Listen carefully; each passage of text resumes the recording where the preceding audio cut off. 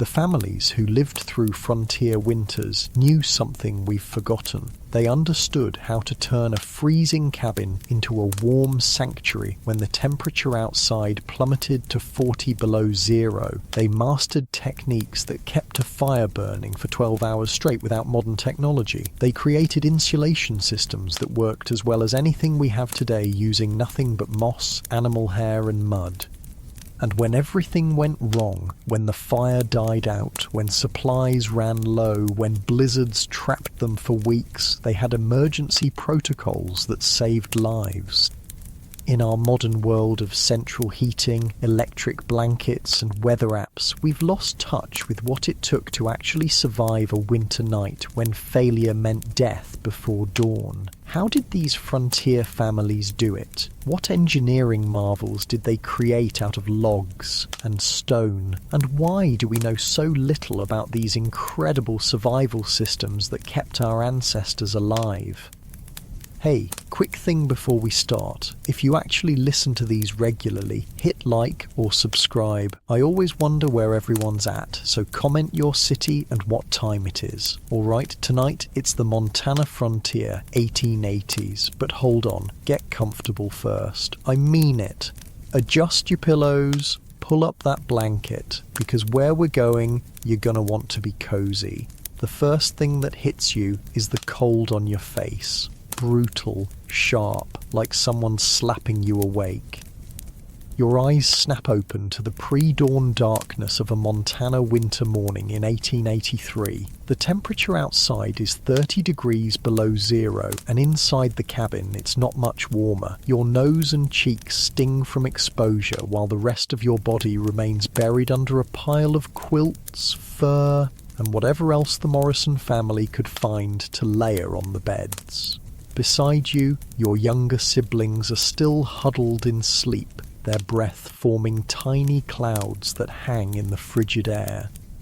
The night's fire has died down to just a few glowing embers, barely visible in the cast iron stove across the small cabin. Those embers are life itself. If they've gone out completely during the night, the family is in serious trouble. Not like your cozy bed right now, where the worst thing that happens if your heat stops working is an uncomfortable night and maybe a call to the repair service. For the Morrisons and thousands of frontier families like them, a failed heating system during a Montana winter could mean death by morning. Thomas Morrison, your father, is already moving. You hear the creak of his bed as he rises, followed by the soft thud of his feet hitting the plank floor. Unlike your warm bed right now, his feet are landing on boards that feel like ice. He doesn't waste time putting on clothes. He sleeps in most of them during winter, but immediately heads for the stove, hunched against the cold, moving with practiced urgency. "Sarah," he whispers to your mother, "I need light."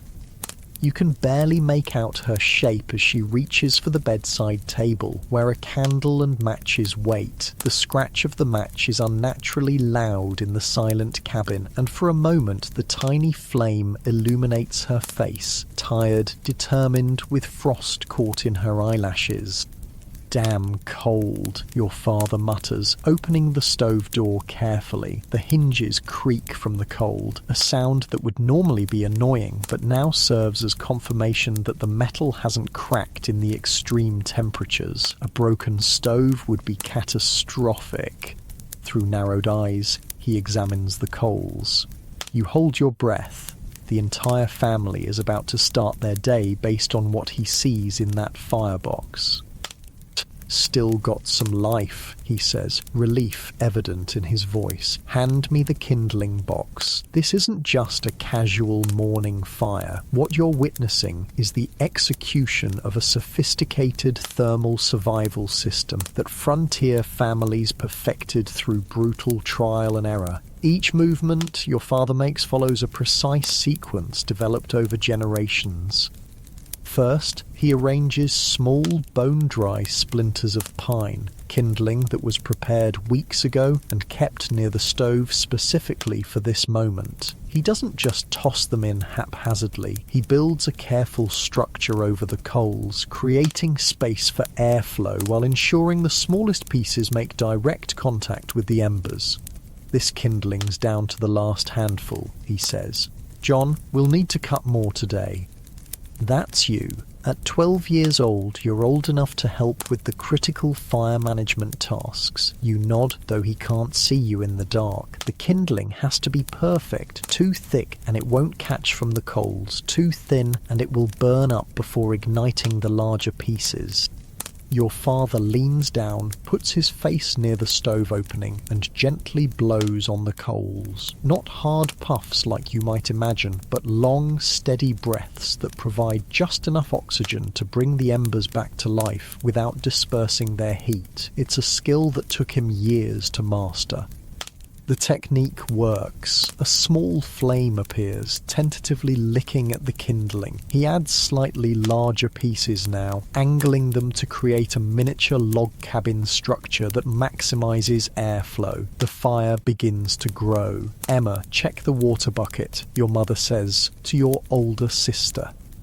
Emma slides reluctantly from under the covers, grabbing a shawl to wrap around her night clothes. She moves to the corner where a bucket sits on a small table and reaches in.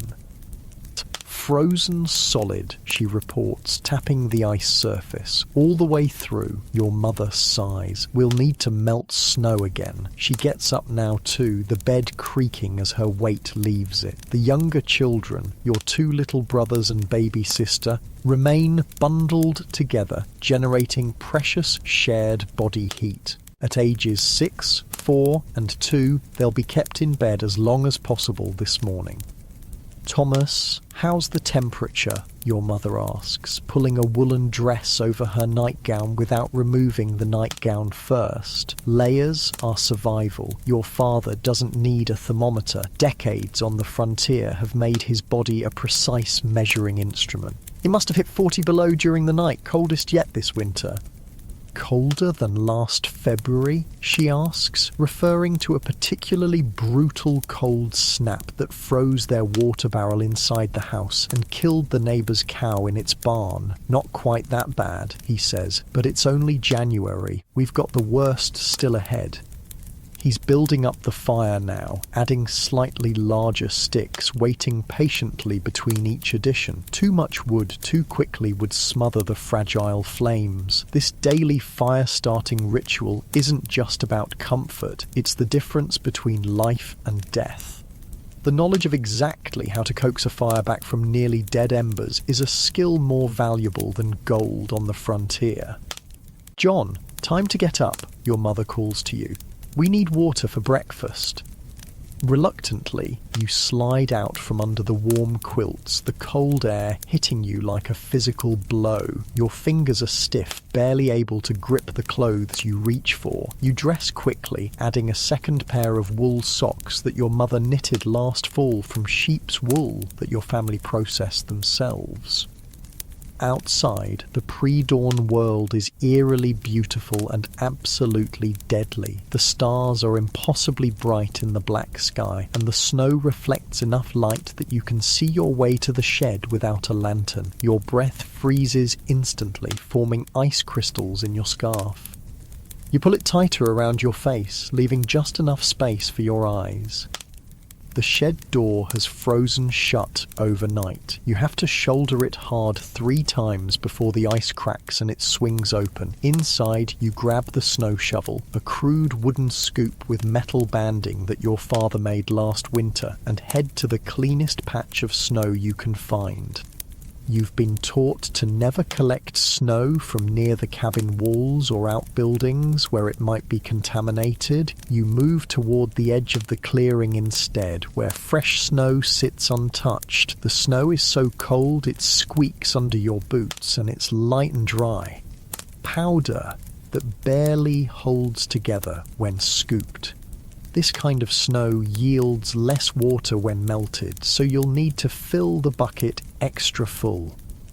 The morning air burns your lungs with each breath. Your fingers, despite the mittens, begin to ache with cold after just a few minutes. You work quickly, filling the wooden bucket with clean snow, packing it down, then adding more until it's heaped high. By the time you return to the cabin, the fire has begun to warm the space nearest the stove. Your father has added the first small logs now, arranging them carefully to create a coal bed that will last. The stove's metal sides are starting to ping and creak as they heat up and expand.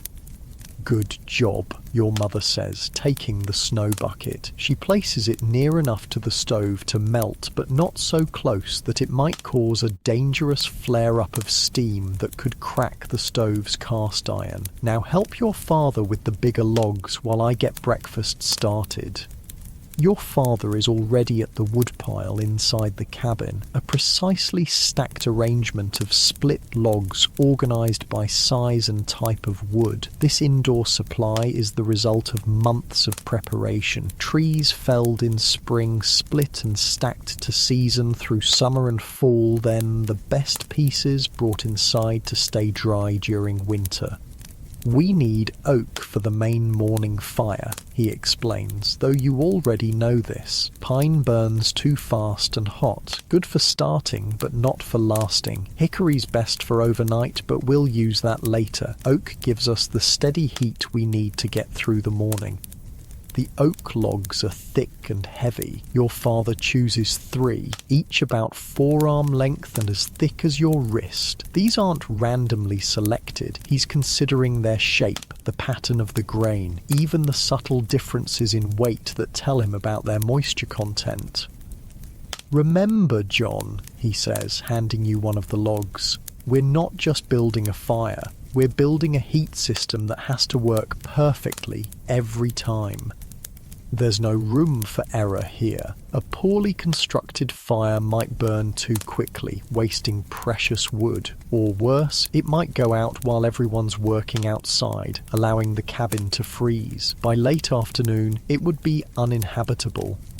By now, Emma has set up the small folding table near the stove and is helping your mother prepare breakfast. The menu never varies much in winter. Cornmeal mush, maybe with a bit of molasses if supplies allow, and coffee for the adults. On special days there might be salt pork or bacon, but meat is carefully rationed during the coldest months.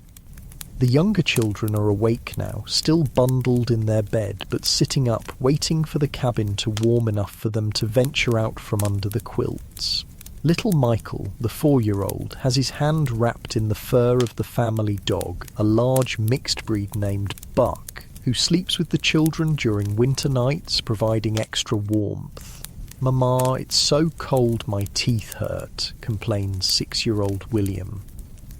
"Stay under the covers a bit longer," your mother replies. "It'll warm up soon enough." The baby, Catherine, doesn't complain. At 2, she's already adapted to the rhythm of frontier winters. She simply burrows deeper into the bedding, only her eyes and the top of her head visible. Your father returns to the stove with the oak logs. He opens the door carefully, examines the fire with an expert eye, then places the first log precisely where it will catch best without disrupting the existing flames. The fire hisses and pops as the new wood begins to heat. "Perfect," he murmurs, more to himself than anyone else. He closes the stove door and adjusts the damper, a critical component that controls airflow and thus the rate of burning. Too open and the fire burns too fast. Too closed and it might smoulder and produce dangerous smoke. Your mother has placed a cast iron pot on top of the stove, filled with the snow you collected. It's already beginning to melt, turning first to slush and then to water. Next to it sits a coffee pot and a larger pot for the cornmeal mush. Nothing is wasted. The same fire that heats the cabin cooks the food and melts snow for drinking, cooking, and the minimal washing that can be afforded during the coldest days. "John," Check the windows, your father instructs. Make sure the coverings are secure. Each window in the cabin has been prepared for winter with multiple layers of protection. First, rags have been stuffed into any gaps around the frame. Then, oiled paper covers the glass, a poor man's insulation that allows some light while reducing heat loss. Finally, heavy quilts hang over each window, further trapping the heat inside. You go to each window, making sure the quilts are properly hung and the rags haven't fallen out. At the east-facing window, you pull the quilt aside momentarily to peer out. The first hint of dawn is appearing, a faint lightening of the black sky. Sun's coming, you report. Good, your father says. We've got firewood to cut today, and I'd rather not do it in the dark. The fire is really catching now. The stove's surface has become hot enough that the snow in the pot is melting rapidly. Your mother stirs the cornmeal into the pot with a wooden spoon, creating the mush that will provide the calories needed for work in the cold. The cabin, so frigid just 30 minutes ago, is beginning to warm, at least within a 6-foot radius of the stove. The temperature difference is dramatic. You can actually see the boundary where warm air meets cold, like a wavering invisible wall. Your mother notices too. Emma, bring Catherine over to the warm side now. Mind her feet stay covered. Emma retrieves the toddler, keeping her wrapped in a small quilt, and brings her near the stove. The little girl's face, pinched with cold, relaxes as she feels the warmth. Thomas, don't forget we're low on lamp oil, your mother says as she works. If this cold spell lasts, we'll be in darkness by next week. Your father nods grimly. I know. I'm hoping to get to town before the next storm, but that sky looks threatening. This is the reality of winter survival, a constant calculation of supplies, weather, and needs. Every decision carries weight. Go to town for supplies and risk getting caught in a storm, or stay home and risk running out of essentials. Cut more firewood today, or repair the loose chinking in the north wall. Each choice could have life or death consequences. By now, the cabin has reached what passes for warm during a Montana winter morning, perhaps 45 degrees near the stove, still freezing near the walls. The frost on the inside of the walls hasn't melted, it simply glistens in the growing firelight. Breakfast, your mother announces. The family gathers around the small table, all except your father, who takes his bowl to the door. I need to check the animals, he says, pulling on his heavy coat, a fur-lined canvas garment that reaches to his knees. It's too cold for them to be in the lean-to, your mother protests. Bring the chickens inside, the cow too if you have to. He shakes his head. Cow's too big for the cabin door, but I've got her well wrapped in the barn. I banked extra hay against the walls last night. Chickens might have to come in though. With that, he opens the door and steps out, letting in a blast of Arctic air that cuts through the cabin's hard-won warmth. He closes it quickly behind him. The rest of you eat quickly, the hot cornmeal warming you from the inside. There's no talking during meals in winter. It wastes heat and time. Every calorie counts. Every moment of exposure to the cold requires energy the body needs for survival. John, when you're done, help me prepare the heated stones, your mother says between bites. The heated stones are another crucial part of the frontier thermal management system. Fist-sized rocks collected from the creek bed in summer are kept near the stove. Throughout the day, they absorb heat from the fire. At night, they're wrapped in rags and placed in the beds, providing hours of gentle warmth. You select 4 stones from beside the stove, using a rag to protect your hands from their heat. They're almost too hot to handle, which is perfect. They'll stay warm until midday if properly wrapped. Your mother expertly bundles each stone in several layers of cloth. First, a thin cotton rag that can withstand the direct heat, then wool scraps for insulation. Finally, a piece of old blanket to hold it all together. She secures each bundle with twine. Put these in the children's beds, she instructs. One at the foot of each bed, under the quilts but not touching their skin directly. You place the heated stones as directed, carefully tucking them under the covers. Within minutes, the bedding will capture their warmth, creating pockets of heat that will last for hours. The door opens again and your father returns, carrying a wooden crate of chickens. The birds are unusually quiet, subdued by the cold. It's bad out there, he reports, setting the crate in the corner farthest from the sleeping areas. Thermometer on the barn wall broke in the night, glass shattered from the cold. Your mother looks up sharply. And the cow?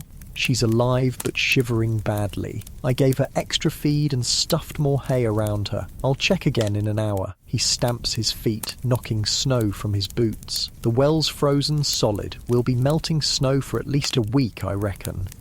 This news lands heavily. Melting snow for all water needs, drinking, cooking, minimal washing, requires significant firewood. It's an added strain on already carefully managed resources. How's our wood supply looking? Your mother asks, though she already knows the answer. We've got about 8 days' worth inside, maybe another week's worth in the covered stack by the barn. He removes his coat, hanging it on a peg where the frost on its surface will melt near the stove's heat. We'll need to cut more today, no matter what. The reality of frontier winter survival becomes clear in this moment. There is no rest, no day off, no break from the constant work of staying alive. Every day requires specific, critical tasks that cannot be postponed. Your father sits at the table now, quickly eating his cornmeal mush, which has already cooled considerably in the brief time he was outside. He doesn't complain. Cold food is just another reality of winter life. John and I will head out to cut wood as soon as it's fully light, he says between bites. Emma can help with the barn chores today since it's too cold for the little ones to go out. At 15, Emma is considered old enough to handle most adult tasks. She nods, though she clearly isn't looking forward to venturing into the killing cold. I'll need to repack the snow banked against the north wall, your father continues. It's drifted away and I can feel the draft coming through. The snowbank is another ingenious part of frontier insulation systems. Piling snow against the cabin walls creates an additional barrier against the wind and helps insulate the structure, but it requires constant maintenance, especially after windy nights. What about the ice on the roof? Your mother asks. Is it building up near the chimney again? Your father nods grimly. I'll have to clear it before we go for wood. Can't risk it melting and damming up if we get a warm spell. Ice dams are a serious threat to cabin survival. If snow on the roof melts from chimney heat, then refreezes at the edges, it can create a dam that traps more snowmelt, eventually forcing water under the shingles and into the cabin. A leaking roof in winter could be catastrophic. The sky outside is lightening now, the darkness giving way to a grey dawn. The temperature will rise slightly with the sun, perhaps to -20 if you're lucky, making outdoor work marginally less dangerous. Your father finishes his breakfast and stands, already planning the day's critical tasks in his mind. John, get your warmest clothes on. We'll start with the roof ice, then check the animals again, then head to the woodlot. You nod, knowing what's ahead. Hours of exhausting, freezing work that must be done perfectly despite numbed fingers and the constant threat of frostbite. There's no room for complaints, no space for weakness. Winter survival demands everything. As you pull on your second pair of wool socks, you glance at the window. The oiled paper glows with the first real light of dawn, illuminating the frost patterns that have formed on its surface overnight. Delicate crystalline structures, beautiful and deadly. At least it's not snowing, you think, searching for any positive aspect to the day ahead.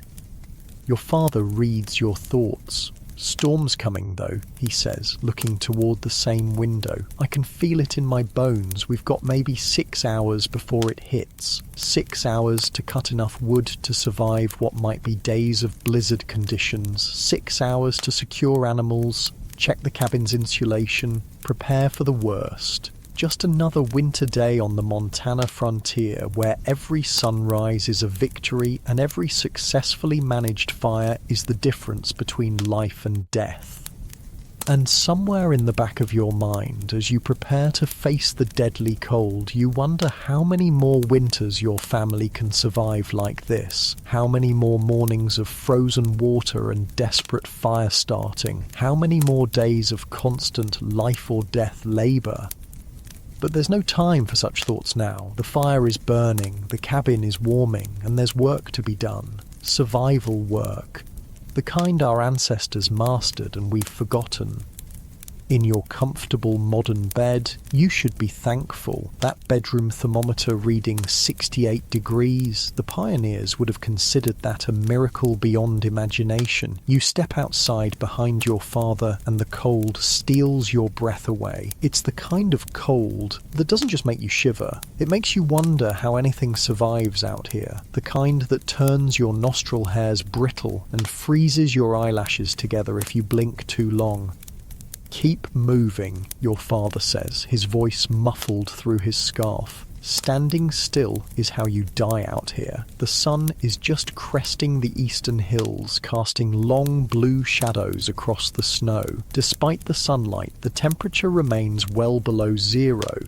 You can tell by how the snow squeaks under your boots. That particular high-pitched sound only happens in the deepest cold. Your father hands you a wooden snow rake, a homemade tool with a long handle and flat wooden blade. "Start on the south corner while I check the chimney," he instructs. You begin scraping at the roof edge where dangerous ice dams have formed. It's back-breaking work, reaching up with the heavy rake to pull down accumulated snow and ice. Your fingers, despite 2 pairs of mittens, begin to ache within minutes. On the other side of the cabin, your father has climbed onto a stacked pile of firewood to reach the roof near the chimney. He's breaking away ice with a metal tool, sending shards crashing to the ground. "Damn near blocked," he calls over. "Another day and we'd have had smoke backing up inside." This is no exaggeration. A blocked chimney isn't just inconvenient, it's potentially fatal. Smoke filling the cabin could suffocate the family in their sleep or force them outside into killing temperatures. As you work, your mind drifts to the main task ahead, cutting firewood. Without a steady supply of properly processed wood, the family's sophisticated heating system falls apart, and without heat, winter wins. The Morrison family, like all frontier survivors, had turned firewood preparation into a science. It wasn't just about chopping trees, it was about selecting the right species, cutting at the right time of year, seasoning for the optimal duration, and processing into specific sizes for different heating needs.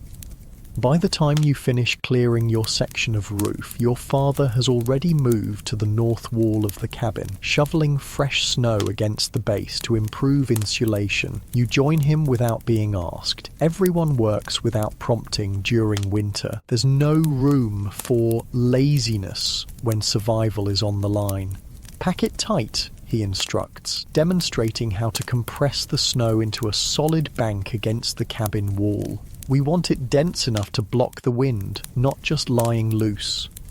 This snowbank is ingenious in its simplicity, a free insulation system that can add significant warmth to the cabin interior. Behind the rough-hewn logs, your mother and siblings are depending on these snowbanks to keep the temperature survivable.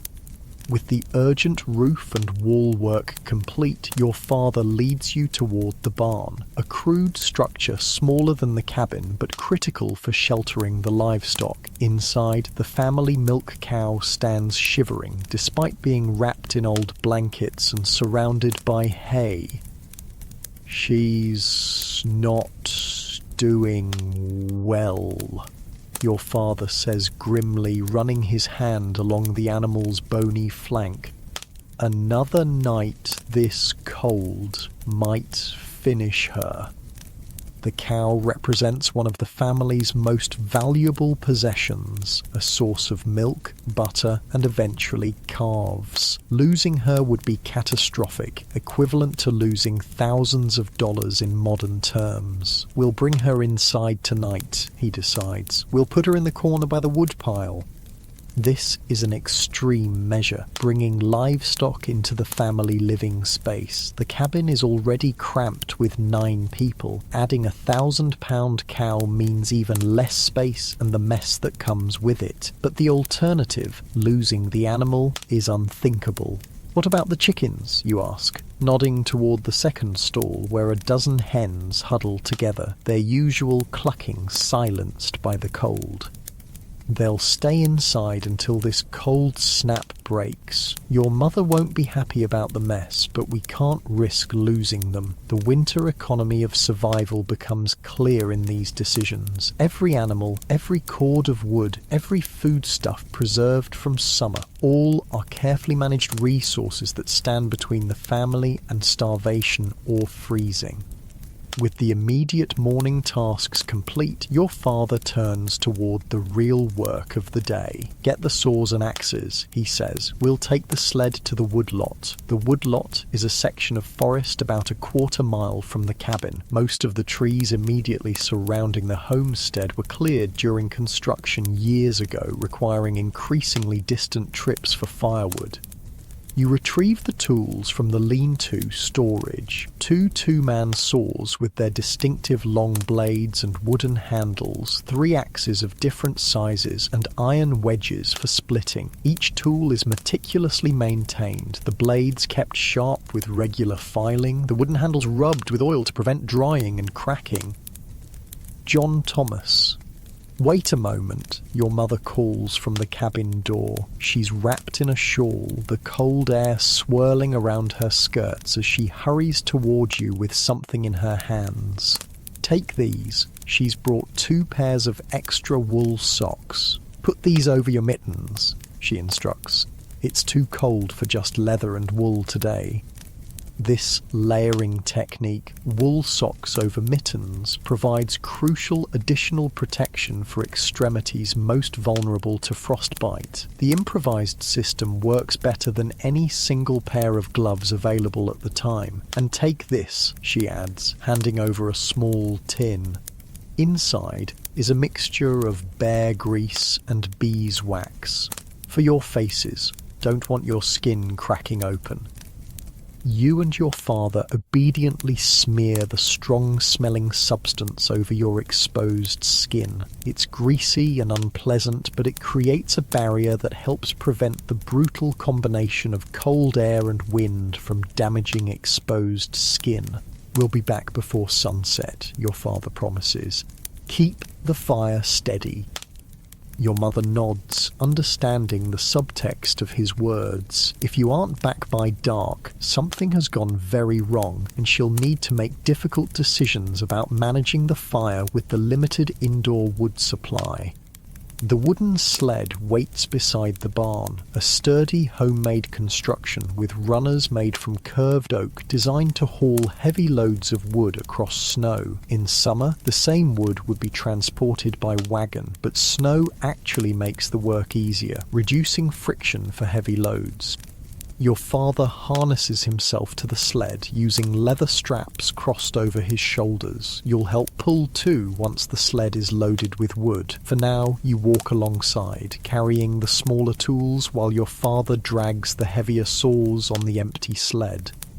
The trip to the woodlot is silent, both of you conserving energy and minimizing exposure of your faces to the cold air. Your breath freezes instantly, creating ice in your scarf and around the edges of your hat where it meets your forehead. The forest, when you reach it, feels almost warm compared to the open areas. The trees block the wind, creating a stillness that offers slight relief. Your father stops, surveying the available trees with an expert eye.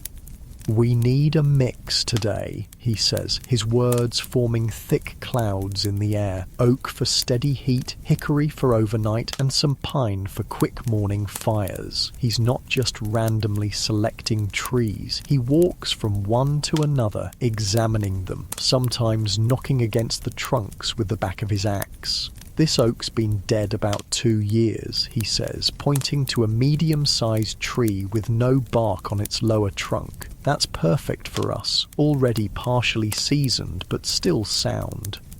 This is frontier forestry knowledge passed down through generations. A living tree contains too much moisture to burn efficiently. A tree dead too long becomes punky and rotten, burning too quickly with little heat. But a tree dead for 1 to 3 years offers ideal firewood, naturally dried but still dense with potential energy. "We'll take this one first," he decides, positioning himself on one side of the tree. "Get on the other end of the saw." The two-man crosscut saw is a marvel of engineering, a flexible steel blade with specially designed teeth that cut in both directions. You take your position opposite your father, gripping the wooden handle. "Remember," he says, "let the saw do the work. Don't force it or you'll bind the blade." Long, steady strokes. This is another skill where precision matters more than strength. A properly used saw, even in the hands of a 12-year-old boy, can cut efficiently through hardwood, but poor technique can exhaust even the strongest man and risk damaging expensive tools that can't be easily replaced on the frontier. You begin the rhythmic work, pulling and pushing the saw through the frozen wood. Despite the bitter cold, you soon warm from the exertion, steam rising from your bodies. "Your grandfather could cut a cord a day by himself," your father says during a brief pause to catch his breath. "Even in his 60s, he outworked men half his age." "How'd he do that?" you ask, genuinely curious about this legendary woodcutter. "He understood wood," comes the simple reply. "Knew which trees to take, how to fell them to save work, how to split along the grain instead of fighting it. Said a smart man does half the work of a strong, foolish one." This is more than just a story about your grandfather. It's a lesson in frontier efficiency, when every calorie burned requires food that might be in short supply, and when every hour of daylight is precious, working smart becomes as important as working hard. The tree begins to creak as you near the end of the cut, the weight of the trunk creating pressure on the saw. "Careful now," your father warns. "It's starting to lean. Step back when I tell you."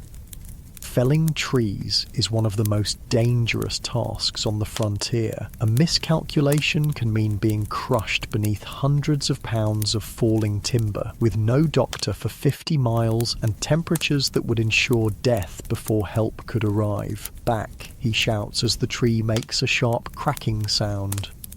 You both step quickly away, moving perpendicular to the fall line. The massive oak seems to hesitate for a moment, then surrenders to gravity, crashing through smaller branches on its way down. The impact when it hits the ground sends a shudder through the frozen forest floor. "Good," your father says with satisfaction. "Fell clean, no hanging branches." Now begins the real labour, transforming this giant tree into precisely sized pieces of firewood that will fit the cabin's stove. The trunk must be cut into sections, those sections split into manageable pieces, and all of it loaded onto the sled and hauled back to the homestead. "Let's buck it into stove lengths," your father says, referring to the process of cutting the fallen trunk into sections. You position the crosscut saw over the trunk, working together to cut it into segments approximately 18 inches long, the ideal size for your cabin's stove. This is another example of the precision required for frontier survival. Wood too long won't fit in the stove, too short and it burns too quickly. As you work, your father explains why different types of wood serve different purposes in the heating system. Pine burns hot and fast, good for starting fires or quick heat when you first wake up, he says between soaring strokes, but it burns too quick for overnight and forms creosote in the chimney. What's creosote, you ask, though you've heard this explanation before? It's that black, tarry stuff that builds up inside the chimney. If we burned only pine, we'd have to clean the chimney every 2 weeks or risk a fire that could burn down the whole cabin. This knowledge, understanding the burning properties of different woods and their secondary effects, is life or death information on the frontier. Oak, he continues, burns slower, makes good coals that last, and hickory's the best for overnight. Dense, burns slow and hot. A good hickory log can hold coals till morning if you bank it right. By banking, he means the technique of arranging logs and controlling airflow to maintain a slow, steady burn through the night. It's yet another critical skill that frontier families mastered through necessity. The conversation pauses as you finish cutting a section. Your father sets aside the saw and picks up an axe. Now for splitting, he says. Watch how I place the wedge. Split wood burns more efficiently than round logs, offering more surface area for the fire to consume. But splitting requires understanding how wood grain works and where to place tools for maximum effect with minimum effort. Your father studies the oak round, identifying natural checks in the wood that indicate grain direction. He positions an iron wedge along one of these lines, then strikes it firmly with the back of his axe. The frozen wood resists at first, but after 3 solid strikes, a satisfying crack appears, and the round splits partially open. "Oh, see that?" he says, pointing to the split. "Always work with the grain, not against it. Wood wants to split a certain way. Fight it, and you'll work twice as hard." He inserts a second wedge into the growing crack, pounds it deeper, and the round separates into 2 halves. Those halves will be split again and again until they're the right size for the stove. You join in the splitting work, learning through practice where to place the wedges, how hard to strike, how to read the wood's natural tendencies. It's exhausting work made harder by the cold that stiffens your muscles and steals your body heat. After 2 hours, you've processed about a quarter of the fallen oak. Your father straightens, rubbing his lower back. "We need to pace ourselves," he says. "Still got at least 4 more hours of work, and we need to get back before the storm." He reaches inside his coat and pulls out a small cloth bundle your mother prepared, a few pieces of cold cornbread and strips of dried venison. Not a proper meal by any standard, but critical fuel for bodies working in extreme cold. You eat quickly, sitting on the fallen tree trunk. Despite the brutal temperature, you've worked up enough heat to feel almost comfortable as long as you keep moving. The danger, your father has warned many times, comes when you stop moving and the sweat freezes against your skin. "Should we get some pine too?" you ask between bites of the tough venison. Your father nods. "After we finish processing this oak, we'll fell 1 good pine, then see about a hickory if there's time." As you resume work, your father shifts into teaching mode, not with formal lessons, but with the practical knowledge transfer that keeps frontier families alive. "The fire is like a living thing," he explains as you split another round. "It needs the right food at the right time, needs to breathe proper, needs watching and tending." He describes how the cabin's heating system works as an integrated whole. The stove itself with its carefully adjusted dampers, the chimney drawing away smoke while minimizing heat loss, the strategic placement of water containers to humidify the air, the arrangement of furniture to create optimal heat zones. Your mother knows exactly where to put the baby's cradle, he says. Not too close to the stove where it's too hot, not too close to the walls where it's too cold. There's a spot where the temperature stays just right and she can find it without thinking. This is the frontier equivalent of modern climate control, a sophisticated understanding of heat dynamics achieved without technology, based entirely on observation and traditional knowledge. By mid-morning, you've processed the entire oak tree into perfectly sized firewood, stacked neatly on the sled. Your father selects a dead pine next, and together you fell it and cut it into sections. Pine is significantly easier to split than oak, and the work goes quickly. "Oh, storm's coming faster than I thought," your father says suddenly, looking up at the sky visible through the tree branches. The clear blue of early morning has given way to a flat grey, and the wind is picking up, creating an ominous whistling through the forest canopy. "We'll skip the hickory," he decides. "What we've got we'll have to do. Let's get this loaded and head back." You help arrange the split wood on the sled, stacking it carefully to maximize the load while keeping it balanced. When finished, the pile stands 4 feet high, secured with rope to prevent logs from falling off during transport. That's about half a cord, your father estimates. Should last us 4 days if we're careful. Both of you harness yourselves to the loaded sled using the leather shoulder straps. The weight is substantial, several hundred pounds of dense hardwood, but the well-designed runners slide relatively easily over the packed snow. The return journey is much slower than the outbound trip. The loaded sled requires constant attention to prevent it from sliding sideways on slopes or digging into softer snow patches. By the time the cabin comes into view, the wind has increased dramatically, driving fine snow particles that sting any exposed skin. "Just in time," your father says, nodding toward the western sky that has darkened to an ominous purple-grey. "Blizzard within the hour, I'd wager." Your mother meets you at the cabin door, relief evident on her face. "Was getting worried," she says simply, helping unfasten the harness straps from your shoulders. "Storm's coming fast. How's the fire?" your father asks immediately, always the first concern. "Burning steady. Emma's been tending it just like you showed her." Inside, the cabin has reached what passes for comfortable warmth, perhaps 50 degrees near the stove, still cold enough to see your breath near the walls. Emma stands by the stove, carefully adjusting a log with the iron poker. At 15, she's already fully capable of managing the critical fire. "Good work," your father tells her, inspecting the firebox. "Coal bed's perfect." This is high praise in a world where fire management equals survival. Emma beams with pride, despite her exhaustion from tending both fire and younger siblings all morning. "We need to get this wood stacked before the storm hits," your father says, already turning back towards the door. "John, you stack inside. I'll hand it through."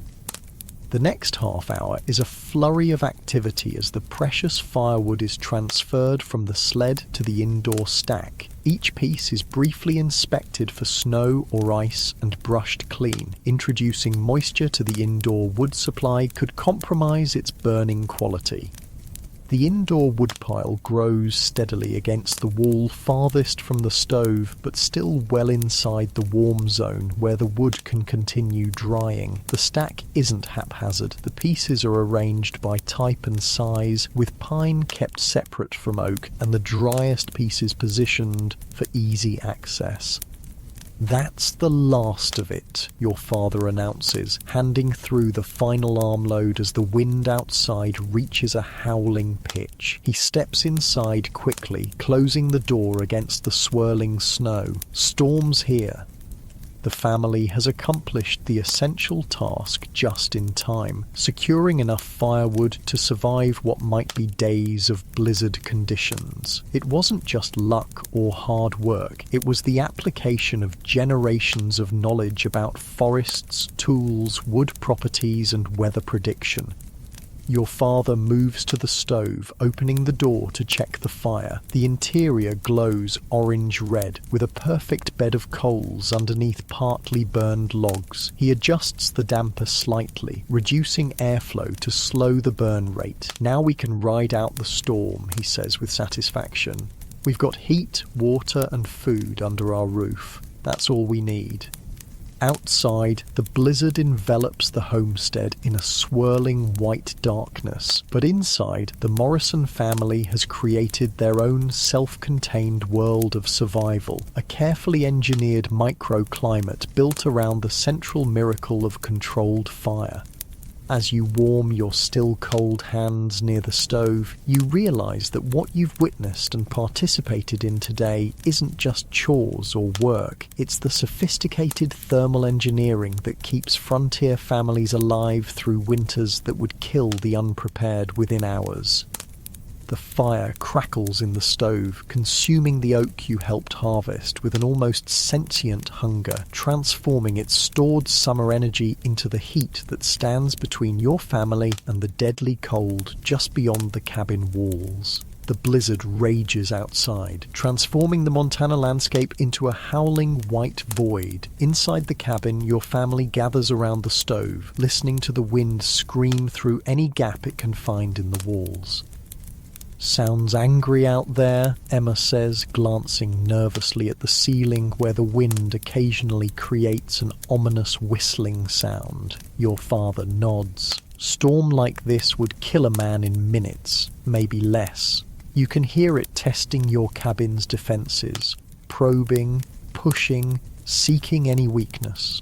When it finds even the smallest gap, it announces its discovery with a high-pitched whine and a puff of snow particles that dance in the firelight. "Thomas, there's a leak by the north window again," your mother says, pointing to a thin line of snow forming on the sill. Your father frowns. "Thought I fixed that last month." He rises from his seat near the fire, the most coveted spot in the cabin, and moves to examine the window. "The chinking's failed," he announces after a careful inspection. "Colds shrunk the clay and pulled it away from the logs." This isn't just an annoyance, it's a potentially serious breach in the cabin's thermal envelope that could significantly impact the family's ability to maintain survivable temperatures. Every bit of heat that escapes means more precious firewood consumed. "We'll need to remix a batch," he says, turning to your mother. "Sarah, do we still have some of that animal hair saved?" "A small bag in the storage chest," she confirms. "Not much, though. We used most of it on the east wall last month." This exchange might seem puzzling to modern ears. Animal hair for repairing a window, but you understand exactly what they mean, having watched and helped with this process many times before. "John," your father says, "fetch the clay pot from behind the stove, the one we've been keeping warm." You retrieve a small clay container that sits in the zone of secondary heat, not directly next to the stove where it might dry out completely, but close enough to keep its contents from freezing. Inside is a mixture of clay soil collected from the creek bed during summer and stored specifically for winter repairs. Your mother opens a small leather pouch containing what looks like a jumbled mess of fur, hair, and wool fibers, collected remnants from butchered animals, shed livestock hair, and even human hair saved from haircuts. Nothing is wasted in frontier survival. "Emma, bring me the ash bucket," your father instructs.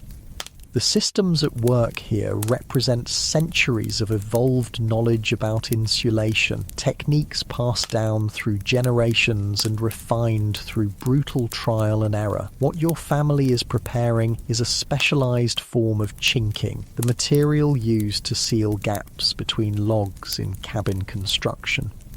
Basic chinking might just be clay or mud, but experienced frontier families created sophisticated mixtures that offered superior insulation and durability. The combination of clay, which provides bulk and adhesion, wood ash, which makes the mixture more fire resistant and helps it set. And animal hair, which acts as a binding fibre like rebar in concrete, creates a remarkably effective sealant. Need to get the consistency right, your father mutters, mixing the components in a small wooden bowl. Too wet and it'll freeze before it sets. Too dry and it won't stick. This knowledge, exactly how to prepare repair materials that will function in sub-zero temperatures, is another example of the sophisticated engineering that frontier survival required. It's not written in books, it's passed through direct instruction and experience. "I'll hold the lantern," your mother offers, lifting the coal oil lamp from the table. Extra light is needed for precise work, especially near the darker edges of the cabin. Your father applies the chinking mixture with expert hands, pressing it firmly into the gap where the original material has failed. His fingers, rough and cracked from years of such work, smooth the surface with practiced efficiency. "This should hold," he says, stepping back to examine his work, at least until the temperature rises enough for a proper repair. The entire process took less than 15 minutes, but it represents a critical maintenance task that prevents heat loss. In a modern home, a small draft might go unnoticed or be considered a minor inconvenience. In a frontier cabin during a Montana winter, it could be the difference between survival and death. Your father returns to his place by the stove, warming his hands that have cooled during the repair work. The howling of the wind seems to intensify, as if the storm is frustrated by the family's defences. "Remember the Andersons' place?" he asks, directing the question to your mother. "Winter of 78? She nods grimly. "Poor construction. Walls might as well have been made of cheesecloth." "What happened to them?" Emma asks, leaning forward with curiosity. Your parents exchange a look, silently debating how much to share with the children. Finally, your father speaks. "They didn't make it through February," he says simply. "Found them all huddled together in the corner. Fire had gone out days earlier from what we could tell." The cabin falls silent except for the crackling of the fire and the storm's persistent howling. The Andersons' tragedy, an entire family frozen to death in their inadequately insulated cabin, serves as a stark reminder of what's at stake. "That's why I'm always fussing about proper chinking and insulation," your father continues after a moment. "It's not just about comfort, it's life and death out here." Little Michael, who has been quietly playing with wooden blocks near the stove, looks up with wide eyes. "Are we going to freeze too, Papa?" "No, son," your father assures him firmly. "Our cabin is strong and tight. Your mama and I made sure of that when we built it." This is no empty boast. The Morrison cabin represents the culmination of frontier insulation knowledge, techniques developed over generations of harsh winter survival. "Tell us about building the cabin again," William requests, always eager for stories. Your father settles back, warming his hands over the stove. "Well, we didn't just slap some logs together and call it done, that's for certain. What follows is not just a story, but a lesson in frontier construction techniques that have kept your family alive for 6 Montana winters.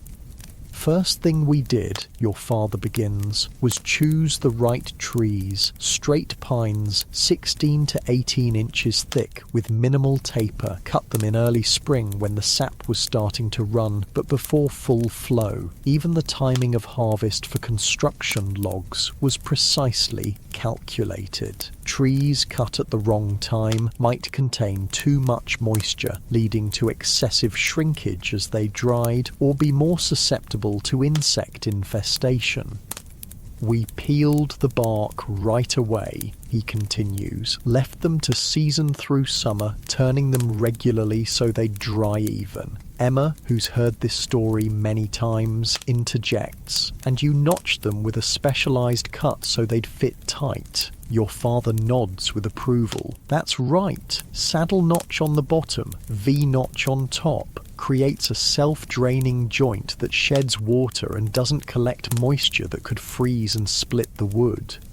This level of engineering detail in seemingly simple log construction demonstrates the sophistication hidden in frontier building techniques. Each element serves multiple purposes: structural integrity, weather resistance, and thermal efficiency. But the real secret, he continues, was the double wall construction on the north and west sides. This is the innovation your father is most proud of, a technique he learned from an old trapper who had survived 20 winters in the mountains.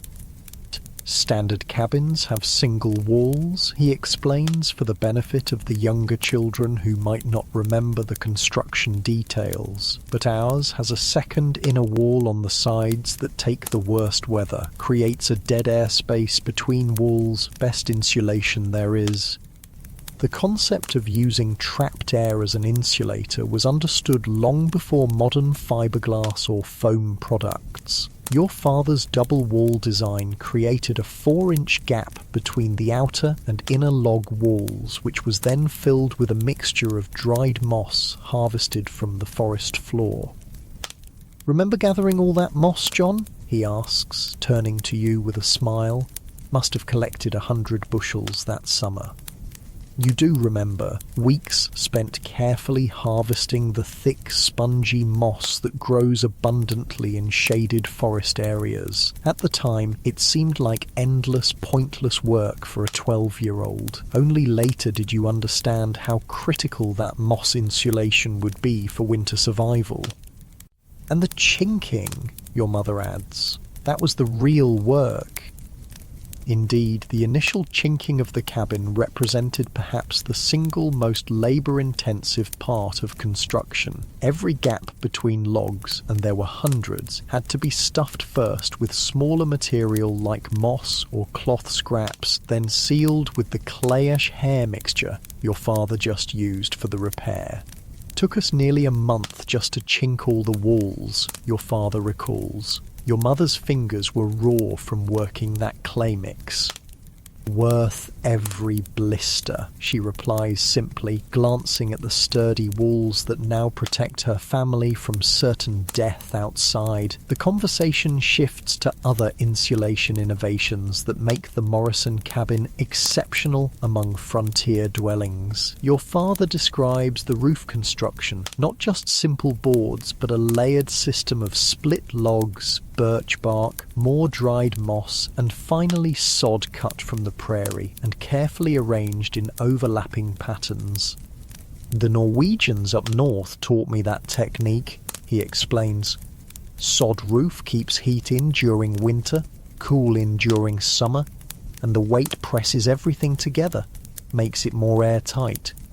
6-year-old William, always full of questions, pipes up, "But why's the floor so cold if the walls are warm?" Your father nods appreciatively at the perceptive question. "That's our weak point," he admits. "Cold comes right up through the ground. That's why we built the floor raised off the soil and stuffed the crawl space with pine boughs." This technique, creating a ventilated crawl space filled with insulating material, was another frontier innovation that helped maintain interior temperatures. The floor still remained the coldest part of the cabin, which is why sleeping platforms were built to elevate beds at least 2 feet above floor level. "And remember the paper?" your mother asks. Your father chuckles. 3 years' worth of newspapers from back east. Best wallpaper there is. The interior walls of the cabin are indeed covered with layers of old newspapers, pasted directly to the logs with a mixture of flour and water. This served multiple purposes, providing an additional layer of insulation, reducing drafts, reflecting precious lamplight, and even offering some reading material during long winter evenings.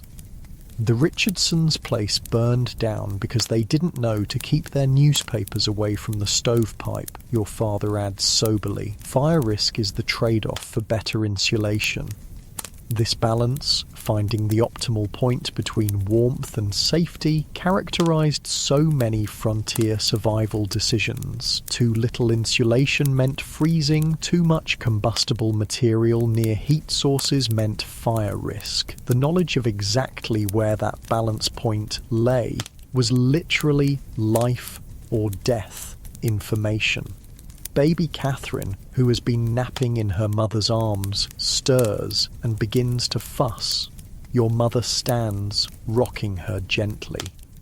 "She's too warm now," she says. The repair worked, north corners heating up. This casual observation reveals another aspect of frontier thermal management, the intimate knowledge of temperature variations within the cabin itself. Your mother can tell the effectiveness of the window repair simply by how her baby feels in a particular corner of the room. No thermometers needed. Should bank the fire a bit, your father suggests. Don't want to overheat and waste wood. Emma moves to the stove, adjusting the damper to reduce airflow and slow the burn rate. This constant fine-tuning of the fire is yet another critical skill, maintaining optimal temperature with minimal fuel consumption. Outside, the blizzard continues unabated, but its howling seems more distant now, less threatening. The family's insulation systems have been tested and proven effective once again. "You know," your father says reflectively, "I sometimes think about those fancy houses back east with their cast iron radiators and coal furnaces. Wonder if they stay as warm as our little cabin." "Probably not," your mother replies with a hint of pride. "Those city folks don't understand real insulation. They just throw more coal on the fire when they get cold." There's truth to her words. The Morrison cabin, despite its rustic appearance, represents a highly evolved thermal management system refined through generations of direct survival pressure. Many a wealthy city home of the 1880s, with its high ceilings and decorative but drafty features, would indeed be less efficiently heated. The conversation drifts to the neighbours, other homesteaders scattered across the valley, each with their own approach to winter survival. Not all are equally successful. "McClintock's place is drafty as a sieve," your father observes. "Henry never did learn proper chinking." "Martha said they're going through 20 logs a day just to keep above freezing," your mother adds. "Won't make it through February at that rate," comes your father's grim assessment. This isn't idle gossip, but a serious discussion of survival prospects. The McClintock family, new to frontier life, hasn't yet mastered the insulation techniques that the Morrisons have perfected. Their excessive firewood consumption, 20 logs versus the Morrisons, 8 to 10 per day, indicates fundamental flaws in their cabin's thermal efficiency. "Should we invite them here if their wood runs out?" Emma asks, displaying the frontier ethic of mutual aid despite limited resources.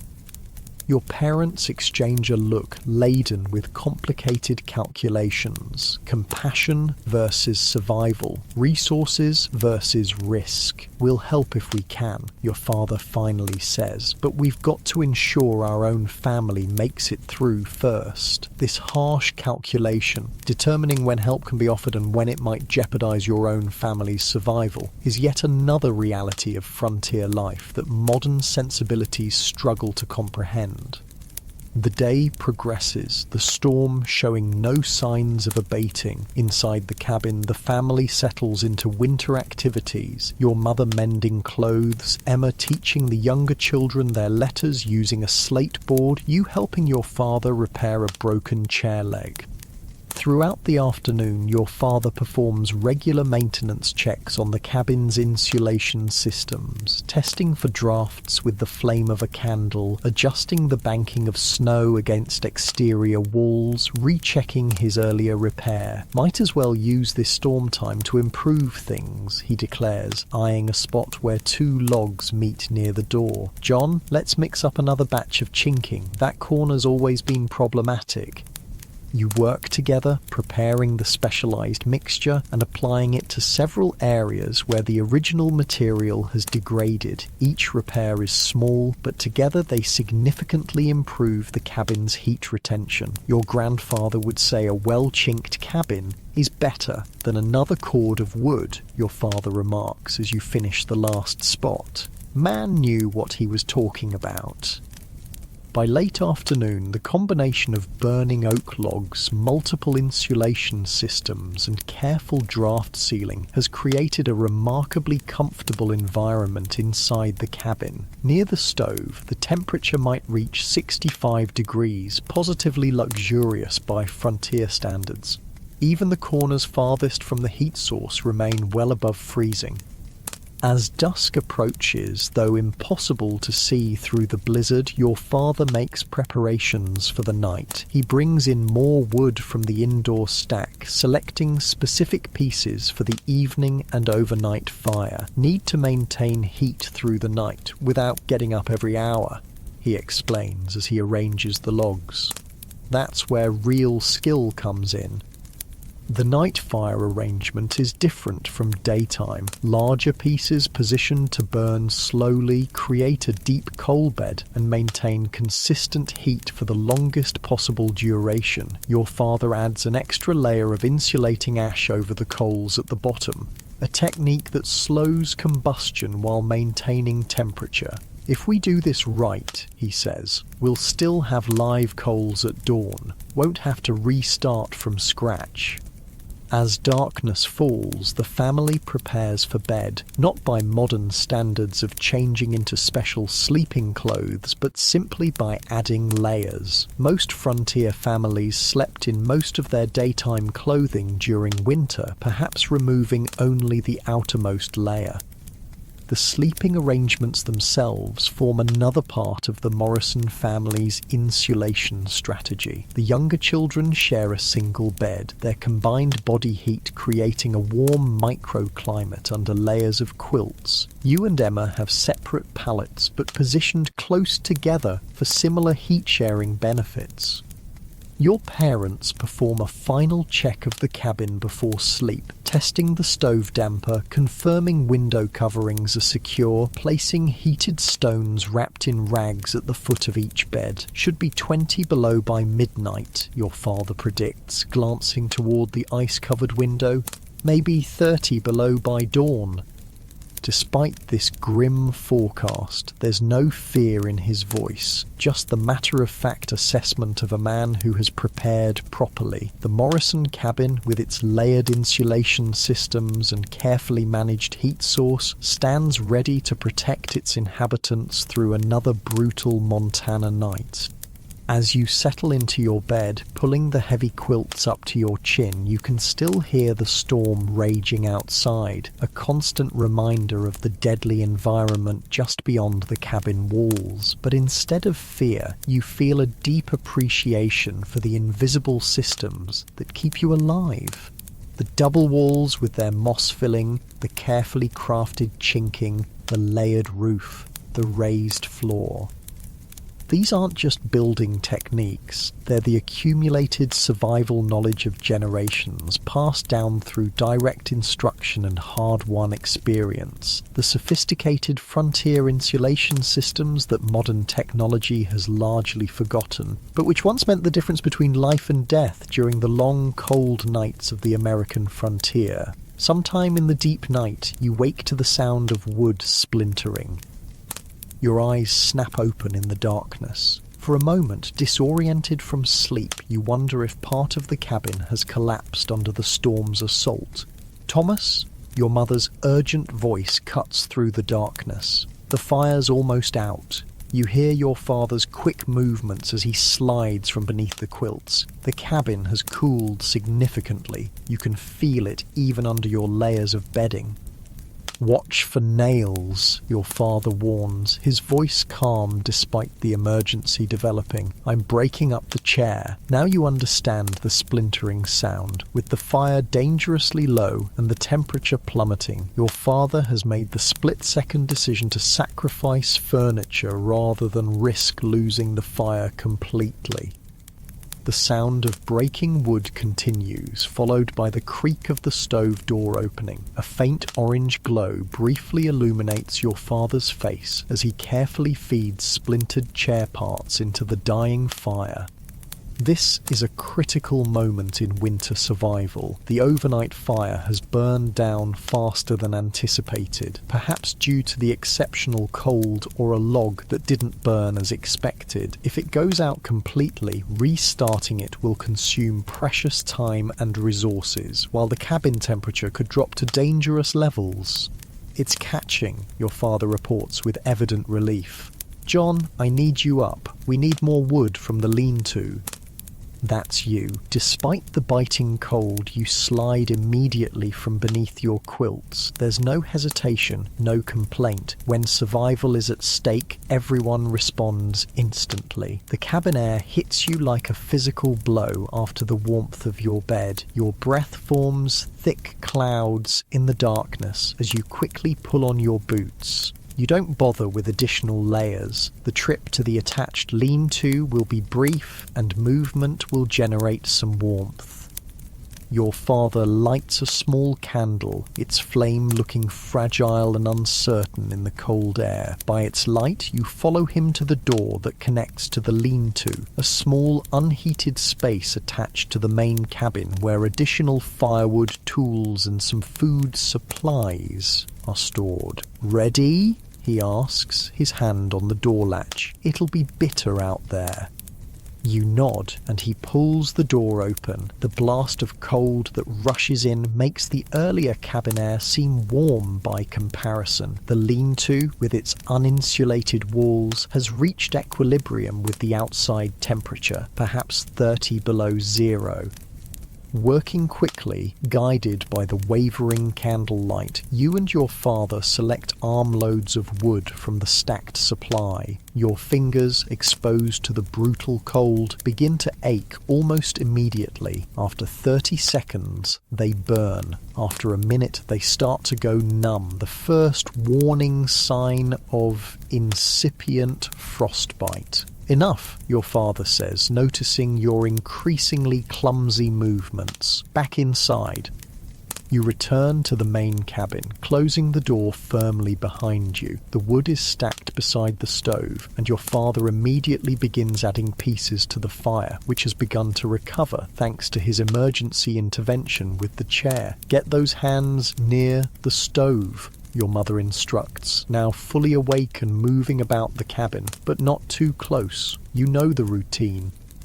Indeed you do. Warming dangerously cold extremities requires careful technique. Too much heat too quickly can cause tissue damage as painful as the frostbite itself. You extend your hands toward the stove, keeping them about a foot away from the metal surface that has begun to glow dull red in spots.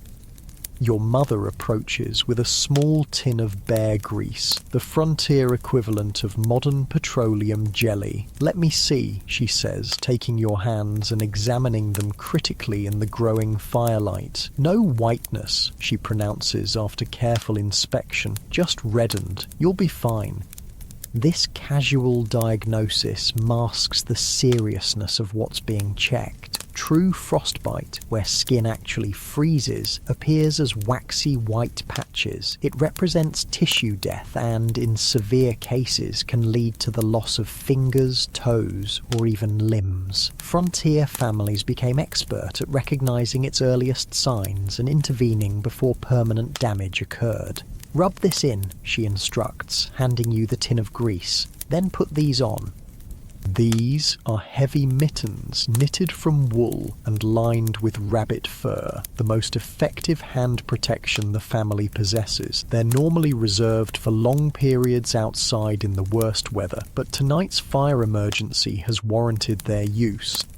As you massage the greasy substance into your reddened skin, the burning sensation intensifies briefly, then begins to fade as circulation returns. The bear grease serves multiple purposes, creating a moisture barrier, reducing evaporative cooling, and providing lubrication for skin that becomes dangerously dry in winter conditions.